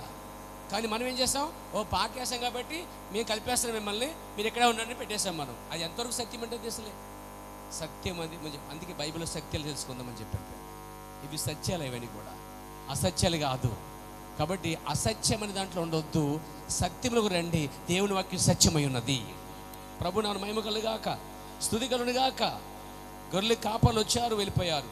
ఆ తర్వాత 2 సంవత్సరాల తర్వాత జ్ఞానులు వచ్చారు, చూశారు, వెళ్ళిపోయారు. ప్రభు నామని మహిమ కలుగుగాక, స్తుతి కలుగుగాక, స్తుతి కలుగుగాక, మహిమ కలుగుగాక. చెప్పొచ్చా? మహిమ కలుగుగాక. ఇలాంటి క్రిస్మస్ దినాల్లో ఈ వర్తమానం చాలా చాలా అవసరం అండి. మేల్కోండి, గుడితనంగా ఉండకండి, ప్రతిదీ నమ్మేయకండి, ఏం చేసినా చేయకండి. దేవునికి స్తోత్రం కలిగాక. కాబట్టి కేక్ కట్ చేయటాలు, డాన్సులు వేయటాలు ఏమండి, ఆ తర్వాత మంట వేయటాలు ఏమండి, ఈ నాటకాలన్నీ కూడా దేవునికి ఎంత మాత్రం ఇష్టం. ఆయనకు కావాల్సింది ఇస్తాడు మారు మనసు, బాప్తిసం పొందుట, నీ హృదయానికి ఇచ్చుట, ఆయన కోసం ఆయన ఆత్మతోను సత్యపుతోను ఆరాధించడమే దేవుడు కోరుకుంటున్నాడు. ఈ పండగ కార్యాలు ఆయనకి ఇష్టం లేదు, కానీ నీ పాప కార్యాల నుంచి బయటకు వచ్చుట ఆయనకి ఎంతో ఇష్టమైన కార్యాలు. ప్రభు నామన మహిమ కలుగుగాక, ప్రభు నామన స్తుతి కలుగుగాక, మహిమ కలుగుగాక. కాబట్టి యోసేపు మరియాలు ఒక వింత వివాహం అండి. ఇద్దరికి కన్ఫ్యూషన్ ఉన్నప్పుడు దూతలు రావటం, దూత వచ్చి ఇద్దరికి వర్తమానం చెప్పడం గొప్ప కార్యం. గలిలయ ప్రాంతం, చెడిపోయిన ప్రాంతం నుంచి దేవుడు బెత్లెహేం తీసుకుని రావటం గొప్ప కార్యం. Glory to God. బెత్లెహేంలో ఎందుకు జన్మించాలంటే చెప్పుకొచ్చాం, ఆ ఎన్నో స్థలాలు ఉన్నాయి, కానీ ముందుగా రాయబడిన ప్రవచనము బెత్లెహేం కాబట్టి బెత్లెహేంలో జన్మించాల్సి. హల్లెలూయా. ఈ గొర్రెల కాపర్లకి ఎందుకు వర్తమానం వెళ్ళాలి? గొర్రెల కోసం ఆ జ్ఞానుల కన్నా ఇతరుల కన్నా ఎక్కువ ఆ కాపరికే బాధ తెలుస్తుంది. వాళ్ళు ఆ వాసన తట్టుకుంటారు. ఆ వారు వచ్చి సేవ చేస్తారు. వారు వచ్చి గొర్రె పిల్లను ఎలా కాపాడుకోవాలో తెలుసు కాబట్టి వర్తమానం వరకు వెళ్ళింది. ఈరోజు మన గొర్రె పిల్లలు వేసుకుని కాపాడుకోవాలంటే మనం కూడా యూదులు ఆ యొక్క గొర్రెలు కాపాడు వల్లే మనం కూడా. అందుకే ఈరోజు ఈ కాల వర్తమానము మన దాకా రావడం కారణం అదే. అది మనకి ఆ గొర్రెల వాసన కార్యానికి ఆ ప్రదేశానికి సరిగ్గా సెట్ అయ్యేది వాళ్ళు మాత్రమే కాబట్టి దేవుని దూత వర్తమానము వారికి అందించింది. ఈరోజు ఆ వర్తమానం మనకి ఎందుకు వచ్చింది తెలుసా? గొర్రెల కాపరికి ఎందుకు వెళ్ళింది తెలుసా? ఈరోజు మనకు వచ్చినట్టుగానే వారికి అది వరకు వారికి వచ్చినట్టుగానే ఈరోజు మనకు వచ్చింది. కనుక ఇలాంటి గొప్ప సీజన్లో సత్యాలు తెలుసుకొని యథార్థంగా ఉండటం వల్ల మంచిది. కాబట్టి ఈ కార్యాల నుంచి బయటకు వచ్చి ఆత్మతోనూ సత్యంతోనూ దేవుని స్తుతించడం గొప్ప కార్యం. ప్రభు నామమున మహిమ కలుగుగాక. ఇందులో మీకు బైబిల్లో క్రిస్మస్ తాత కనిపించడం సార్. అతని పేరు యాక్చువల్గా శాంతక్లాస్ సార్. అతని ముందు పేరు నికోలస్. అతను ఒక రోమా యొక్క ప్రాంతం మనిషి. అతను ఒకడు భక్తిపడుతాడు. అతను మనల్ని బతి చేసిన వాడు. అతని జీవితంలో ఒక అద్భుతం జరిగింది. ఒక సత్రములు ఇద్దరు చచ్చిపోయి ఉంటే ప్రార్థన చేస్తే ఇద్దరు బ్రతికారు. అతను మంచి దైవజనుడు, అతడు మంచి విశ్వాసతుడు. కానీ ఈరోజు అతని పేరు ఉపయోగించుకొని దాన్ని వంకరగా చేసి దాన్ని పాడు చేశాను. కాబట్టి నా ప్రియ అతని కోసం బైబిల్ ఎక్కడ అతను వచ్చింది ఎక్కడంటే కేవలం ఇప్పుడు ఈ మధ్యకాలం వచ్చింది. బైబిల్ ఆదించి అతను లేడు. యేసు పుట్టిన దినాలు లేడు. దేవునికి స్తుతి కలగాలి. ఇకపోతే చెట్టు చింతలేదిక చింత చెట్లు ఉండవు. ఇంకేం తిరగదు. కొబ్బరాకు, ముళ్ళాకు. అసలు అది ఏ చెట్టు తెలుసండి? అసలు చెట్టు బైబిల్ ఉంటుంది. డగ్లెఫర్ అంటారు చెట్టు. అసలు క్రిస్మస్ ట్రీ అని బైబిల్లో ఎక్కడ చూపించగలుగుతారు? ఎవరు అడిగితే ఏం చెప్తారు? హిందువులు ఇతరులు అడిగితే ఏం చెప్తారు? అసలు గుడ్డిగా వెళ్ళిపోతుంది. గుడ్డిగా ఎంతకాలం గుడ్డి అయిపోయింది. కానీ గుడ్డెద్దులో ఉండకుండా మేలుకోవాలి చెప్తున్నారు. అసలు క్రిస్మస్ చెట్టు ఎక్కడ వచ్చింది మీకు తెలుసా? దాని చరిత్ర చదివారా? దాని చరిత్ర 1600 సంవత్సరాలు వచ్చింది. క్రీస్తు శకము 1600 సంవత్సరాలు వచ్చింది. క్రీస్తు పుట్టాడు మొదటి శతాబ్దంలో పుట్టాడు. అంటే కొన్ని 1600 సంవత్సరాల తర్వాత ఈ చెట్టు మొట్టమొదట జర్మనీ దేశంలో జస్ట్ అలంకరించాడు. అక్కడ జాగ్రత్తగా దాన్ని అక్కడ పుట్టిందండి. అక్కడి నుంచి అది ఆయా దేశాలు, అమెరికా దేశాలు వచ్చింది. ప్రపంచంలో పెద్ద చెట్టు పెట్టేది ఎక్కడంటే బ్రింజిల్ అనే ప్రాంతంలోనే మా గొప్ప చెట్టు పెడతాం. మీకు తెలుసా? కూడా ఆంధ్రాలో పెద్ద గణపతి ఎక్కడ ఉంటుంది? హైదరాబాద్ చేస్తుంది. హైదరాబాద్ ఎక్కడండి? హైదరాబాద్ పెద్ద గణపతి పెడతారు. ప్రపంచంలో పెద్ద చెట్టు క్రిస్మస్ చెట్టు ఎక్కడ తెలుసండి? బ్రింజిల్.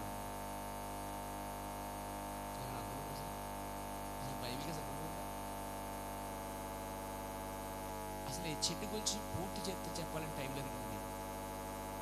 ఆ చెట్టుకి బైబిల్కి క్రీస్తుకి ఏ సంబంధము లేదు. దావీదు వేరు చిగురుగా వచ్చాడు. చెట్టుని పూజించడం, అలంకరించడం అనేది ఎక్కడ అపోస్తులు ఆ తర్వాత కాలంలో మన ముందున్న భక్తులు కానీ ఆ చెట్టు ఎప్పుడు కనిపించింది. ఒకవేళ అదే మనం చేసేదే కరెక్ట్ అయితే, అదే నిజమైతే, మరి అపోస్తుల తర్వాత యేసు పుట్టినరోజు ఎందుకు చేసుకోలేదండి? ఈ కాల ప్రవర్తనాడు అసలు ఆయన డిసెంబర్లోనే పుట్టలేదండి. వీళ్ళందరూ నమ్ముతున్నాను కానీ అసలు. బట్ నేను చెప్తున్నాను, గొర్రెలు అనేవి మార్చ్ ఏప్రిల్లో పుడతాయి. ప్రకృతిలో దేవుడు ఉన్నాడు. దేవునికి స్తోత్రం కలుగునుగాక. చెప్పచ్చా? దేవునికి మహిమ కలుగునుగాక. ప్రకృతి అంతయు ఆయనలో గుర్తించబడి ఆ కారణం చేత ఆయన మార్చి లేదా ఏప్రిల్లో జన్మించుండును. డిసెంబర్లో కాదు. ఆ సమయంలో 20 అడుగుల మంచు డిసెంబర్ కాలంలో యెరూషలేములో ఉంటుంది. 20 అడుగుల మంచు ఉంటుంది అంట. చరిత్ర 20 అడుగుల మంచు అంటే ఎంత ఉంటుందండి? నేను ఒక 5.5 అనుకోండి, 6 వేసుకోండి, 6 అనుకోండి. దీనిపైన 20 అడుగులు ఎత్తు ఉంటుందండి మంచు. గొర్రెలు ఉంటాయమ్మా, చచ్చిపోతాయి.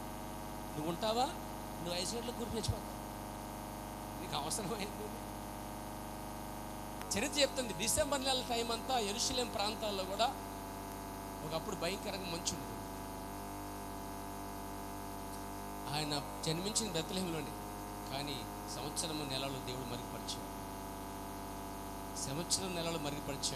ఈరోజు డిసెంబర్ 10 నేను పుట్టినరోజు. కాబట్టి పుణ్యం చేసుకోండి పర్లేదు, నీ పుణ్యం చేసుకోండి పర్లేదు. దీనికి ఒక డేట్ ఉంది, ఒక రోజు ఉంది, ఏమంటే ఒక సంవత్సరం ఉంది. యేసు సంవత్సరం ఏది, ఏమండి నెల ఏది, డేట్ ఏది అడగండి. ఒకడు 5 మొదలెడతాడు, 6 మొదలెడతాడు, 7 మొదలంటే 6ని పుట్టాను, యేసు 7 పుట్టాను, యేసు డిసెంబర్ 10 పుట్టాను, డిసెంబర్ 11 పుట్టాను. అందరికి మతిపోతుంది జనాలకి. యేసు పుట్టే అర్థం కదా. డిసెంబర్ మొదటిని స్టార్ట్ చేశాను. మొదట పుట్టాను, డిసెంబర్ 2 పుట్టాను నెలంతా పుట్టానా. అందరికి కన్ఫ్యూషన్ పడారు. క్రైస్తవులే గందరగోళం ఉన్నారు. క్రైస్తవులే గందరగోళం అయితే చుట్టూ వాళ్ళు ఇంకా గందరగోళం చేసి పెడతారు. ఆ నడిగా బయట బాబు ఎప్పుడో బాబు మీ క్రిస్మస్ ఎప్పుడు అడుగుతారు.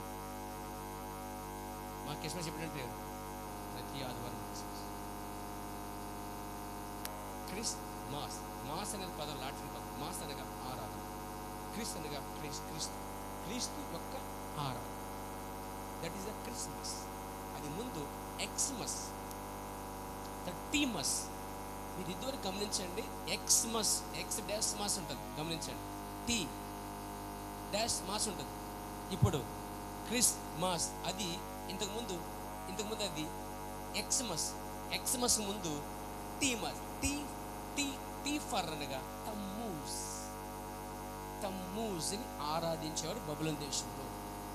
ఈ తమ్మూజ్ యొక్క ఆరాధన టీ మాస్ని తర్వాత రాను పోయంలో ఎక్స్మస్ అంటే తెలియబడిన రాజు. ఎక్స్ అనగా సమ్ ఎక్స్మస్ అనగా తెలియని ఆరాధన. అతను ఎవరో తెలియదు కానీ ఆరాధన. అప్పుడు మెల్లగా తీసుకొచ్చి దీన్ని ఏం చేశారంటే సూర్యుని జన్మదినము అని డిసెంబర్ 20 డిక్లేర్ చేశారు. సూర్యుడి జన్మదినము డిసెంబర్ 25 నుంచి 30 దాకా డిసెంబర్ సీజన్లో రోమన్ సర్కస్ చేస్తారు. ఈ రోమన్ పండుగలో 25 నుంచి 30 దాకా పండుగలండి. ఈ పండుగలో 25 డిక్లేర్ చేస్తారు. ఇది సూర్యదేవుని ఆరాధన అని రోమన్ వారు డిక్లేర్ చేశారు. దాన్ని రోమన్ చక్రవర్తి క్రైస్తవుడిగా మారినప్పుడు ఈ యొక్క సూర్యదేవుని ఆరాధన సన్ డేగా మార్చి దీన్ని క్రిస్మస్గా మార్చింది. దీన్ని ముందు టీమస్ తమ్మూజ్ ఆరాధన, ఎక్స్మస్ తెలియబడిన రాజు ఆరాధన, ఇప్పుడు సీమస్ క్రిస్మస్ ఆరాధన. ఈ 3 కూడా తప్పు. లోకానికి తెలియదు, తెలుసుకోవాల్సిన ఆలోచన కూడా లేదు అసలు. చెప్పండి, నువ్వు వెళ్ళి అక్కడ ఆగి బాబు క్రిస్మస్ చెప్పమంటావు, ఎలావే బాబు చాలా అర్జెంట్ ఉంది, కేక్ పట్టాలి, ఎలాగే బాబు మ్యాట్ వేయాలంటాడు. చాలా బిజీ ఉన్న పర్సన్, చాలా బిజీ, ఒక్కడో మాట అంటాడు. కానీ అడిగితే మాత్రం అది ఎవరికి తర్వాత ముందు ఎంజాయ్మెంట్ అంతా. సో దేవుడు అందరికి కాక నువ్వు మార్వల్స్ ముందు బాప్తిజం పొంది చర్చలకు వచ్చి నీ జీవితం అప్పగించి నీ పాపాలు ఒప్పుకొని ఆయనలో బాప్తిజం పొంది ప్రశాంత్ పొంది ఆత్మశక్తి ఆరాధించు. దానికన్నా వేరేట్లు దేవుడు ఆనందించే బైబిల్ చెప్పింది. చూడండి, ఆఖరి ఒక మాట చదివి గల్తీ పత్రిక ప్రైజ్లో స్తోత్రం. చూడండి, గల్తీ పత్రిక